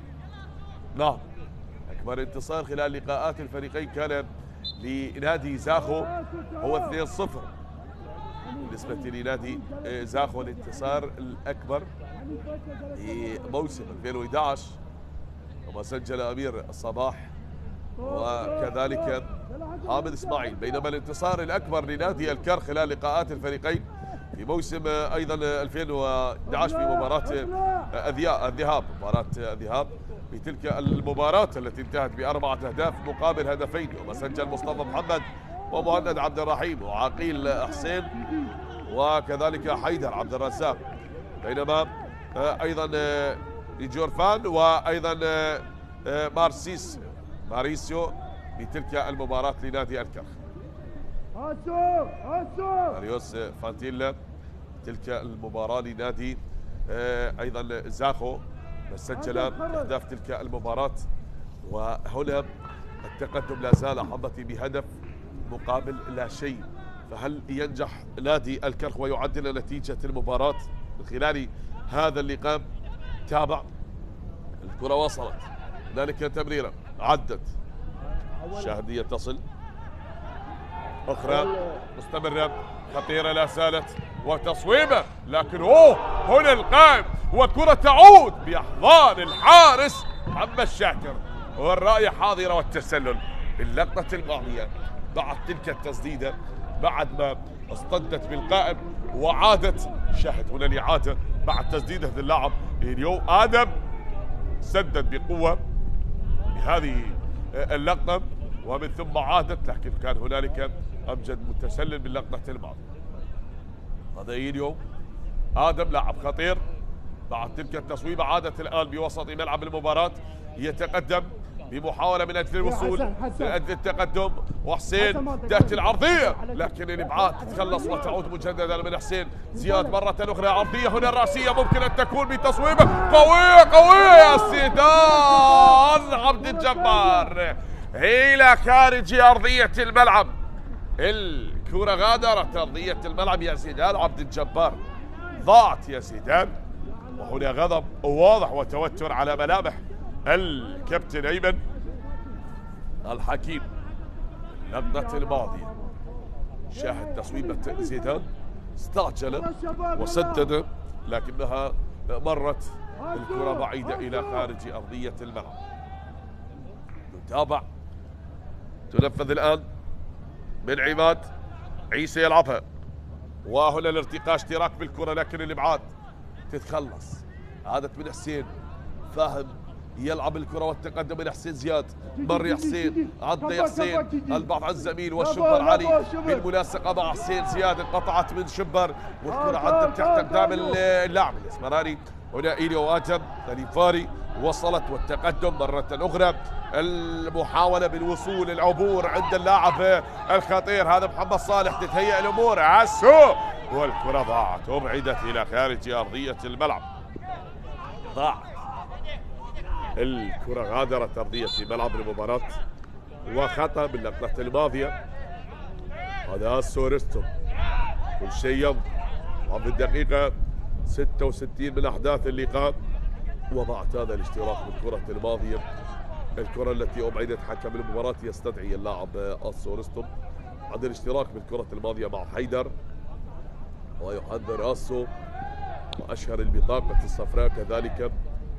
كلام ما بين حسن علي وجوزيف، كل شيء يمضي في المباراة، تغييرات بدأت للمدربين، كل شيء حضر في هذا اللقاء. هدف كان منذ الشوط الأول لكتيبة المدرب أيوب أوديشو، الكرخ أضاع ركلة الجزاء، ولا زالت المباراة مستمرة بهذا الحال بتقدم زاخو الضيف بهدف مقابل لا شيء.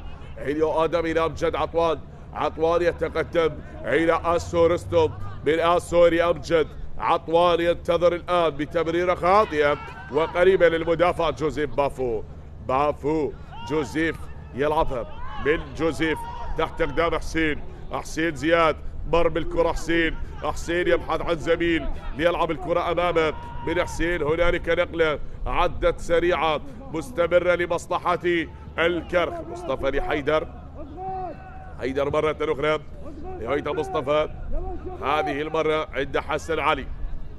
حسن يا علي، حسن علي ينتظر لأن يعيد الكرة من حسن علي، هنالك بأقدام اللاعب حيدر أحمد، تمريرة سريعة من حيدر والارتقاء كرة بالرأس، وصلت مرة أخرى عند اللاعب كابي كيكي يتقدم، تمريرة كيكي خاطئة انقطعت من حسين فاهم تعود حسن علي، انتشار بوسط الملعب، سيطرة وانتشار للكرخ، يبحثون عن هدف يعيد المباراة من جديد للتعادل، والكرة تأتي هنا بالعرضية، وصلت إلى يونس حمود يحاول بأن يعود بالكرخ، يعود ويعدل نتيجة المباراة. حسين فاهم، عرضية مامادو السورو، وصلت سهلة للحارس عماد عيسى، تصل إلى عماد.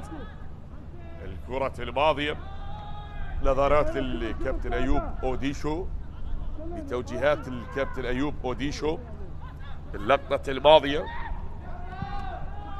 هذه بعد ما عدت الآن والكرة التي وصلت هنالك التقدم تصل بنقلة سريعة الآن بأكتاف اللاعب حسين، لكن خطأ على اللاعب شبر علي. الكرة سولا، خطأ على اللاعب شبر علي. صافرة حكم المباراة اياد زاحف سولا تشير لخطأ هنا كابتن لمصلحة الكرخ. هل ينجحون؟ هل يصلون؟ هل يعدلون؟ فهم يريدون تعديل نتيجة المباراة. هذا الخطأ وبالكرة الماضية التي ظهرت كانت هنالك مطالبة من اللاعب حسن علي، كان يطالب حكم المباراة ولكن تلقى بطاقة صفراء مع تلك اللقطة وذلك الاحتراف، لكن هنا بالراس أبعدت إلى خارج أرضية الملعب. أن تدافع نعم، لكن عليك بعد الكرات التي تصل إليك لابد أن تستغل، لابد أن يكون بناء الهجمات بطريقة احترافية من أجل الوصول، من أجل التقدم، أن تطبق ما قيل لك. هنا الجول، هنا التعادل. لا لا لا لا، قطعت وصافرة حكم المباراة والراية.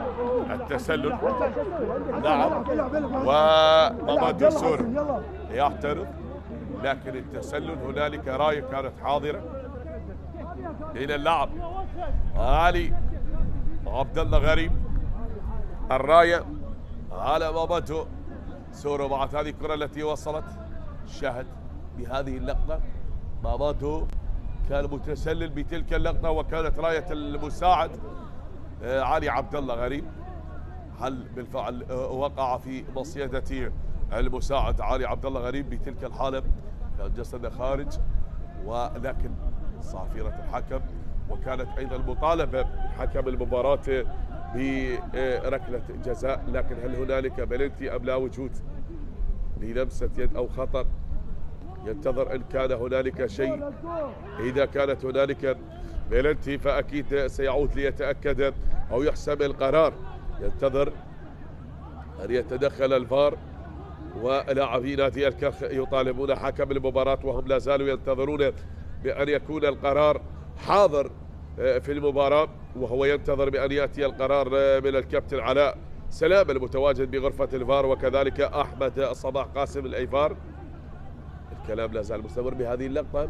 شاهد بهذه التصويبة بعد تلك التسديدة. هل كانت هنالك بعد ذلك الدخول من حسن رائد؟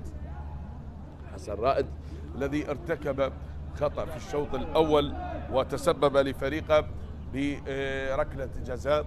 الآن بعد هذه الحالة ينتظر حكم المباراة في حال إذا كان أيضا دخول من اللاعب حسن رائد والدخول كان متهور ويحتسب على نعم تلك اللقطة، القرار يكون لحكم المباراة في حال إذا كان أيضا احتساب ركلة جزاء أخرى يتسبب فيها اللاعب حسن رائد للمرة الثانية. نتابع ننتظر حتى يحسم القرار، وهم يطالبون حكم المباراة للتأكد، وهذا في حال إذا تم التأكيد سيستدعيه الكابتن علاء سلام حتى يقول له تعال يا كابتن اياد، تعال وأنت شاهد بنفسك، تعال واحسم القرار، تعال واقنع نزاع القوم وأعطي شرعية اللقطة الماضية إذا كانت تستحق ركلة جزاء أم لا تستحق. يبقى القرار الأول والأخير عند حكم المباراة، فهو كذلك نعم من يصدر قراره ومن يتدخل حسب القوانين، ولكن هنالك ممكن بجزئيات بسيطة تتغير الأمور إذا كان الدخول مباشر أو إذا كان الدخول من الخلف، إذا كانت إعاقة هجمة. كل هذه الأمور في الحسبان لدى حكم المباراة تراجع وكذلك يتم النقاش بها بينما بين حكم الفار. دائما نعم بروتوكول الفار يتدخل بهكذا حالات إذا كان هنالك تدخل من الخلف، في حال إذا كانت جزاء أو ليست جزاء، وسيبول بلنتي نعم أو هدف أو ليست هدف، تشيكن جول، الطرد المباشر وتحديد الهوية الخاطئة. هذه الأمور نعم يستدعى فيها حكم المباراة، وأيضا تأكيد القرار يبقى لدى حكم المباراة، وهو ينتظر حتى يتم التأكيد، وفي حال ذلك إذا تأكد الأمر سيذهب ليتأكد، أو إن لم يكن لا وجود لشيء فالقرار نعم يأتي ويحسم قراره، ونعم تحتسب ركلة جزاء الآن لمصلحة نادي الكرخ. إذن الركلة الثانية في المباراة الأولى ضاعت على الكرخ، وهذه الثانية الآن لمصلحة الكرخ. يرتكب خطأ مرة أخرى اللاعب حسن رائد. في الشوط الأول ارتكب خطأ، وفي الشوط الثاني نعم يعود ليعيد الكرة مرة أخرى حسن رائد بهذا الدخول. خطأين من حسن رائد، الأولى كادت أن تكلف لكن ضاعت، والآن الثانية لنادي الكرخ. هل تعيد الأمل؟ الآن من يتقدم؟ يونس حمود، هذا هو هداف الفريق، هو من يتقدم عند 11 هدف. يونس حمود هل يضيف هدفه الثاني عشر ويعدل نتيجة المباراة لنادي الكرخ؟ فهل يجعل الكناري يغرد في المباراة ويعود من جديد؟ هل ستكون الحرية لكناري العاصمة؟ هل تأتي حرية الكناري بهدف التعادل؟ فمن يتقدم لتنفيذ ركلة الجزاء هو يونس حمود، هو القناص. يتقدم الآن قناص الكرخ يونس حمود. الله، يونس حمود يعود بالمباراة، يعود ويعدل نتيجة المباراة. نعم للكناري، وكأنه يقول حريتي حريتي هنا في العاصمة. فبدأت الحاني في المباراة تطلق، ويأتي هدف التعادل في اللقاء عن طريق اللاعب يونس حمود، يعدل نتيجة المباراة ويعلن عن هدفه الثاني عشر من خلال هذا اللقاء بهدفه التعادل والثاني عشر الشخصي لهذا اللاعب يونس حمود. يعدل نتيجة المباراة بهدف التعادل، هو سجل في الذهاب ويعود اليوم ويسجل في مباراة الإياب من اللاعب يونس حمود. إذن يسجل ذهابا وإيابا في شباك زاخو. اللاعب يونس حمود يعدل نتيجة المباراة، 1 للكرخ 1 لزاخو. بدأت الشراكة ولا زالت مستمرة حتى الدقيقة 76 من أحداث اللقاء. فهل ينجح الكرخ مرة أخرى ليغرد بألحانه الجميلة، أم سيعودون أبناء الخابور ليسجلوا هدف ثاني بهذا اللقاء؟ المحاولات ستشتد، الأمور ستتغير بالربع ساعة الأخير من المباراة، ولكن الكرة ضاعت.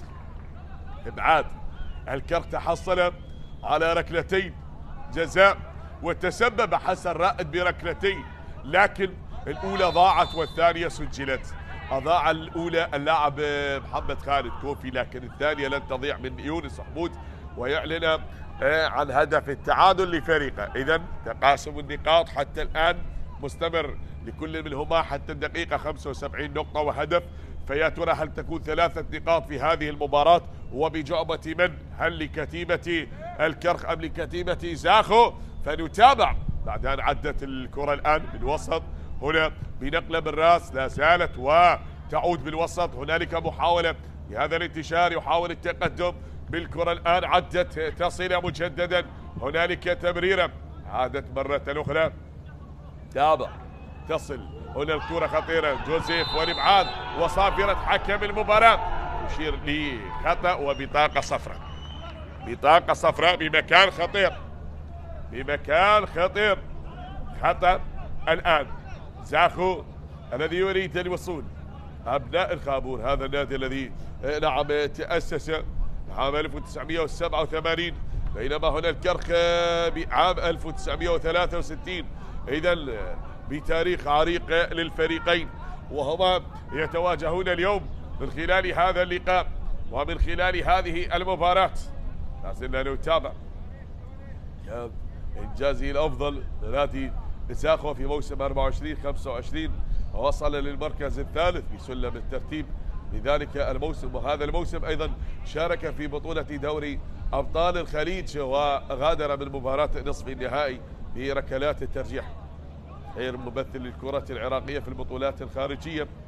واليوم نتابع زاخو يرمي ثقله في دوري نجوم العراق من أجل التقدم بسلم الترتيب أمام الكرخ المجتهد. الكرخ مصنع النجوم ومنجم النجوم للاعبين وتسويق اللاعبين للمنتخبات. هذه الكرة شاهد كانت هنالك لمسة يد باللقطة الماضية وكانت صافرة حكم المباراة حاضرة، لكن نتابع بهذا المكان الخطير من على التنفيذ.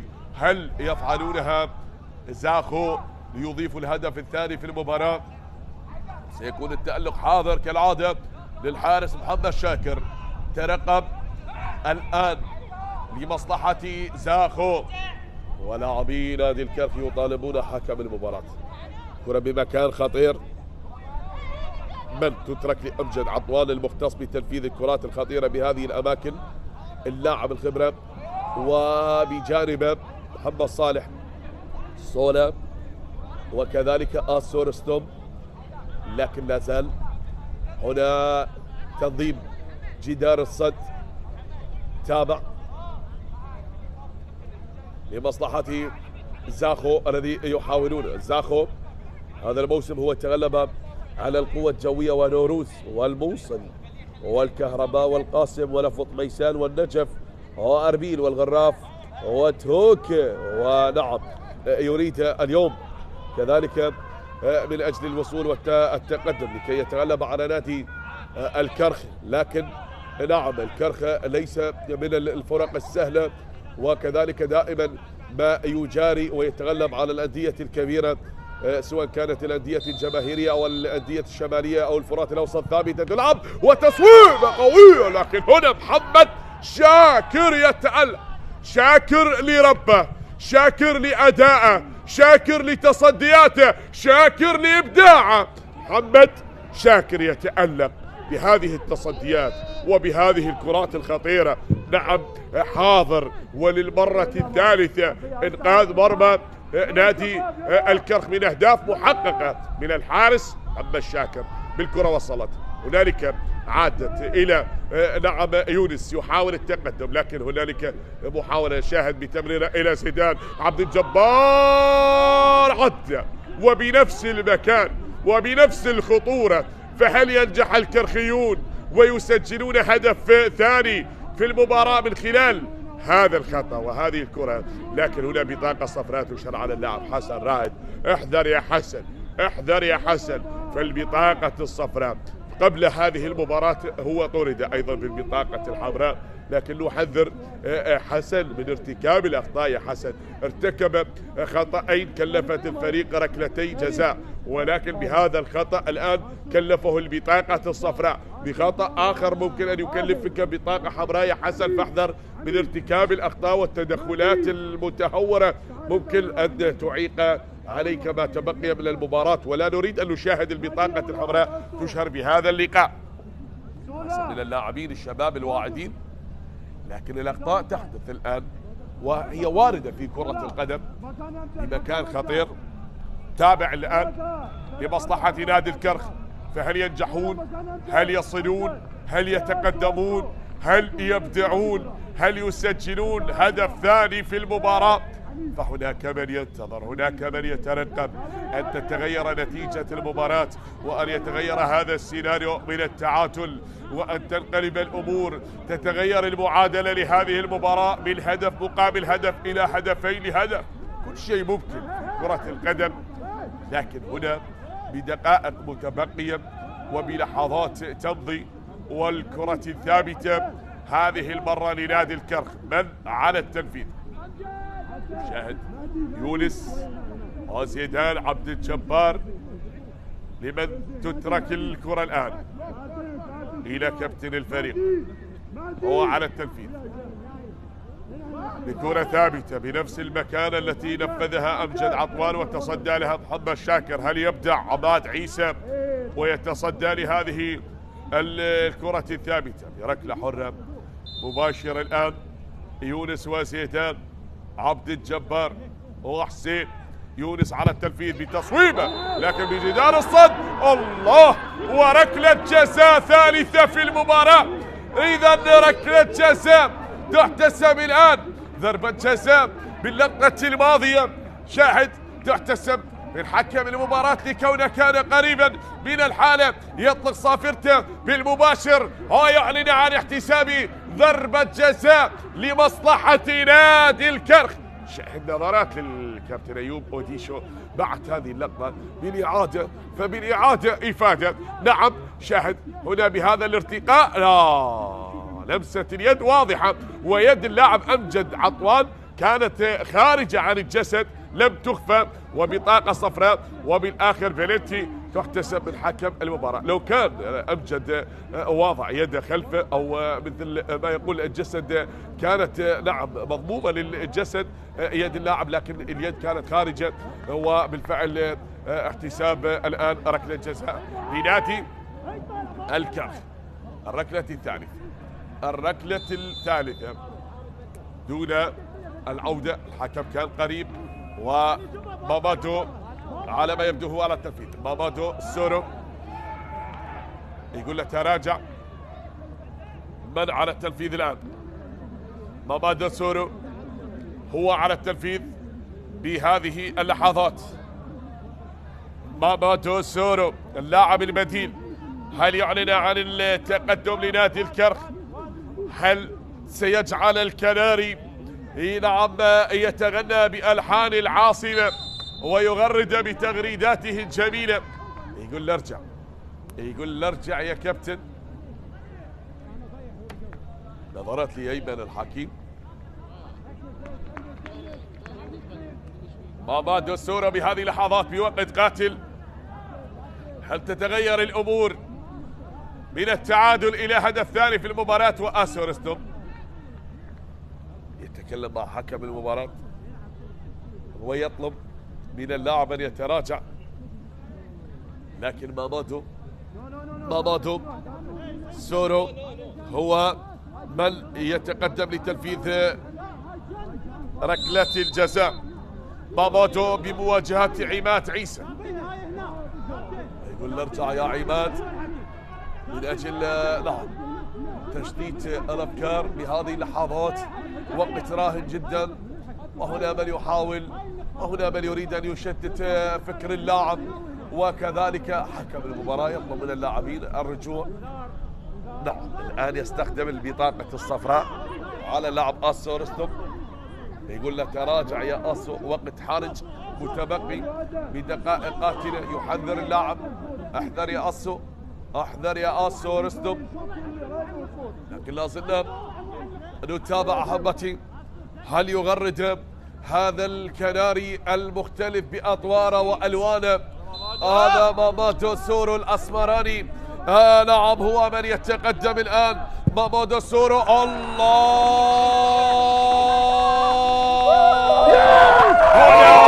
مامادو سورو بلحن العاصمة.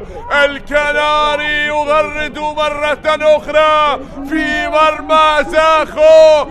نعم يتقدمون بالهدف الثاني من علامة الجزاء للكناري. هذا بيتي وهذا داري. غرد الحانة جميلة، حلوة منك يا الكناري. الله يا مامادو سورو بهدف ثاني من علامة الجزاء يسجل من الأسمراني مامادو سورو، ويعلن عن هدفه الرابع في المباراة. نعم في حسابه الشخصي لهذا اللاعب، وكذلك الهدف الثاني في المباراة لنادي الكرخ بهدف روعة. مامادو سورو بهذا التقدم وببرود الأعصاب وضع الكرة في الزاوية اليسرى لمرمى الحارس عماد عيسى ليعلن عن ثاني أهداف في المباراة لنادي الكرخ. أصبحت النتيجة 2-1 وراسية.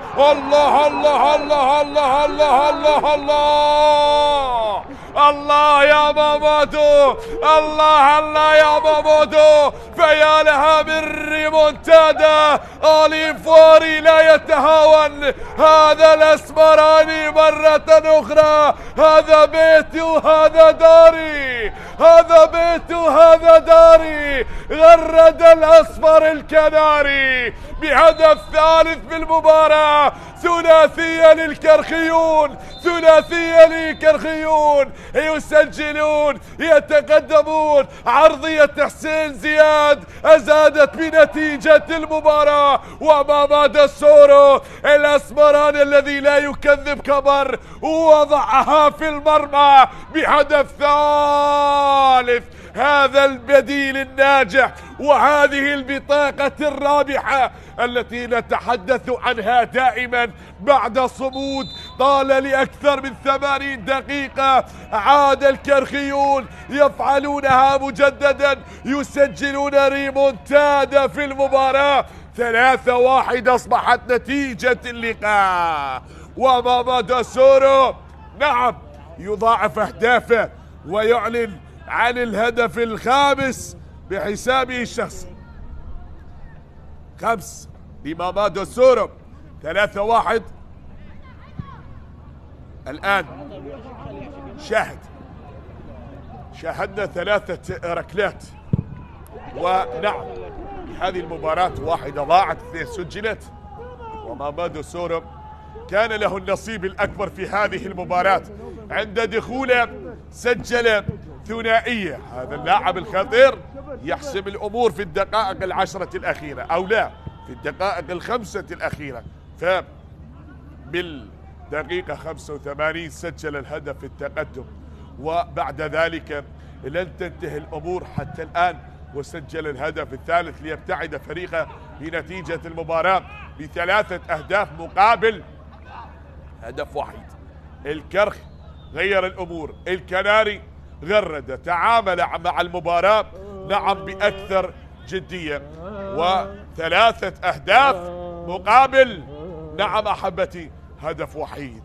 الكرخ الآن ينتشي بهذا التقدم، والكرة عدت هنالك لتصل مرة أخرى. شاهد المرور، هنا المحاولة، هنا العبور. هيليو آتم يلعبها والكرة بالوسط، لا زالت المحاولة مستمرة. شاهد هي عدت الآن لكي تصل مرة أخرى. خطيرة، المرور، عدت، العبور، والكرة ضاعت باللقطة الماضية. عدت تلك الكرة بعد تلك المحاولة التي مضت، فلا زالت حتى هذه اللحظات هنا اعتراض، هنا توجيه من أيوب أوديشو. باللقطة الماضية ذكرنا مباراة الذهاب التي انتهت بالتعادل بهدف لمثله، لكن حاول شيركو كريم الذي اشترك أن يتقدم وأن يعدل أو يقلص من نتيجة المباراة، لكن عدت الآن ممكن أن تكون، والإبعاد يأتي وصافرة حكم المباراة تشير إلى خطأ. هادي صالح اشترك وشيركو كريم في هذه الدقائق المتبقية. بعد هذه التمريرة والخطأ كان على اللاعب حسن علي. كذلك يا حسن احذر، فهذا اللاعب أيضا لديه بطاقة صفراء. لازلنا نتابع، لازلنا نشاهد.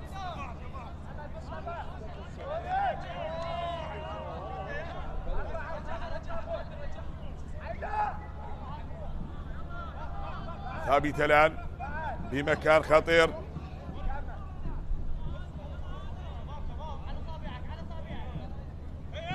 هي على تنفيذ هادي، هل يهدي فريق هدف تقليص الفارق من هذه؟ تنفذ بتصويبه لكنها اصطدت بجدار الصد من اللاعبين، والابعاد ياتي.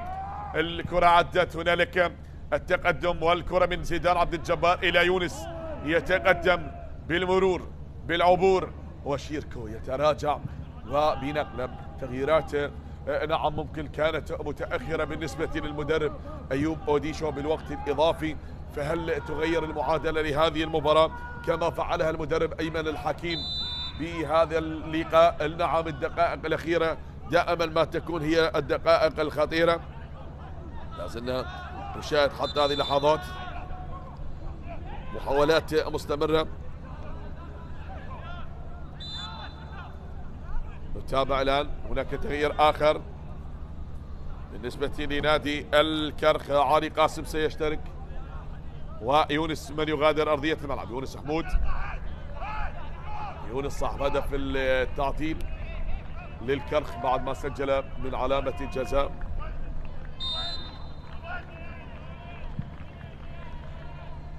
نتابع. يونس غادر أرضية ملعب المباراة. هذه بعد أن وصلت. هنالك نقلة عدت لا زالت خطيرة والإبعاد يأتي وصافرة حكم المباراة مستمرة حتى هذه اللحظات. هنالك راية من المساعد باللقطة الماضية. إذن هل يكون الانتصار الثالث بالنسبة لنادي الكرخ على حساب زاخو من خلال المواجهات الماضية التي جمعت الفريقين؟ ننتظر فكل شيء ممكن. هذه بعد أن عدت تلعب الكرة من الحارس محمد شاكر بنقلة يا محمد شاكر للأمانة والإنصاف. محمد شاكر الحارس الذي أبدع اليوم وقاد فريقه للعديد من التصديات الرائعة وكان المنقذ للكثير من المحاولات كانت على مرمى نادي الكرخ مع تلك المحاولات التي استمرت منذ الشوط الأول وهو كان يتصدى ويبدع. لكن هنا الخطورة لا زالت مستمرة ولن تنتهي الأمور بعد، بل هنا الصافرة حاضرة والخطأ باللقطة الماضية. خطأ ذكرنا هذا الموسم حتى الجولة 33 ممكن أن يكون الانتصار الرابع عشر. 4 دقائق تفصل الكرخ عن الانتصار الرابع عشر في دوري نجوم العراق. هو تغلب على نادي القاسم 2-1، على توك 3-2، على نفط ميسان 2-1، كذلك 2-0 على النجف والميناء، وأيضا تغلب 3-0 على نوروز، 3-1 على الزوراء، وأيضا 1-0 على الميناء والنفط، 2-1 على الموصل، 3-1 على الكهرباء، بينما تعادل أمام النفط والكهرباء وزاخة والموصل وأمانة بغداد والقرمة ونفط ميسان ونوروز، بينما خسر من القوة الجوية 1-0 من الشرطة، 3-0 من ديالى، 1-0 من الطلبة، 2-0 من توك والقوة الجوية وأربيل، 1-0 أيضا من الزوراء، 3-0. هذه النتائج التي خسر بها، وآخر مباراة كانت أمام أربيل خسر 1-0، لكن اليوم يعوض عن ما مضى في الجولة الماضية ويتقدم ب3 أهداف مقابل هدف. جوزيف يحاول بالإبعاد، تتخلص الآن وحسين يريد أن يقطع الطريق، لكن هنا صافرة تأتي وخط صافرة حكم المباراة بعد الكرة الماضية وبعد التدخل باللقطة الماضية. كابتن أيوب أوديشو من خلال هذا اللقاء والكرة التي مضت، هنا المحاولة تستمر، عدت، نعم هذه تبعد بتلك اللقطة بالنسبة بهذا اللقاء وبهذه التمريرة. المباراة 15 للفيلسوف، هو لن يخسر مع زاخو إلا 4 مباريات وتعادل ب3 بينما فاز ب7، فهل يا ترى تكون الخسارة الخامسة مع نادي زاخو للكابتن أيوب أوديشو من خلال هذا اللقاء ومن خلال الدقائق المتبقية لنهاية أحداث هذا اللقاء، دقيقتين على الأقل بدأت بالعد الثواني المتبقية، ولا زلنا نتابع كل ما يدور بأحداث هذا اللقاء وندية هذه المباراة. نشاهد أحبتي تلعب الكرة هنالك بنقل سريعة للأمام، هذه عدت مستمرة، يحاولون الوصول عن طريق اللاعب زيدان عبد الجبار، تلعب يا زيدان عبد الجبار وطالت إلى هنالك يا زيدان، وبيدت يا زيدان عبد الجبار مع تلك المحاولة التي عدت. هنا توجيه للكابتن أيمن الحكيم بما تبقي من أحداث اللقاء، 3 أهداف مقابل هدفين بمباراة اليوم. يحاول نادي الكرخ من أجل الوصول وإضافة هدف رابع في هذه اللحظات المتبقية ماموتو سورو، ولكن الإبعاد كان حاضرا، وكذلك يسعى نادي زاخو من أجل أن يقلص نتيجة المباراة وما تبقي في هذا اللقاء. الكرة تصل ونلعب في الدقيقة الأخيرة إلى الوقت المضاف. حكم المباراة عدت، هنا تستمر والتقدم، الكرة عند اللاعب هادي صالح، يتقدم هادي يعدي والمرور حتى هذه اللحظات، هنالك بتمريرة بنقلة مستمرة حتى الآن. هنا العبور عدت لمصلحة نادي زاخو، فهم يحاولون الوصول حتى هذه اللحظات. هنا التمريرة والإبعاد يأتي، لكن كرة تتخلص وعادت مجددا أخرى لمصلحة زاخو. يريدون التقدم بتصويبة من شيركو، لكن وين يا شيركو؟ إلى خارج أرضية ملعب المباراة. ضاعت يا شيركو للخارج، غادرت أرضية الملعب. شاهد بعد أن مضت تلك الكرة ولا زالت الأمور مستمرة حتى الآن. لا زلنا نتابع بلحظات تمضي، كل شيء مستمر حتى هذه اللحظات. وهنا تأتي صافرة حكم المباراة تعلن عن نهاية أحداث اللقاء ما بين الفريقين بتقدم نعم نادي الكرخ ب3 أهداف مقابل هدف وحيد. مبروك مبروك مبروك لنادي الكناري، هارد لك لنادي زاخو. مباراة مثيرة، مباراة جميلة ورائعة. شكرا للفريقين، قدما مباراة ممتعة. إذا 3 أهداف و3 نقاط بريمونتادا جميلة لنادي الكرخ وهدف لنادي زاخو. نعم مباراة كانت رائعة. تقبلوا تحياتي معلق هذا اللقاء حسين الساعدي، والسلام عليكم ورحمة الله وبركاته.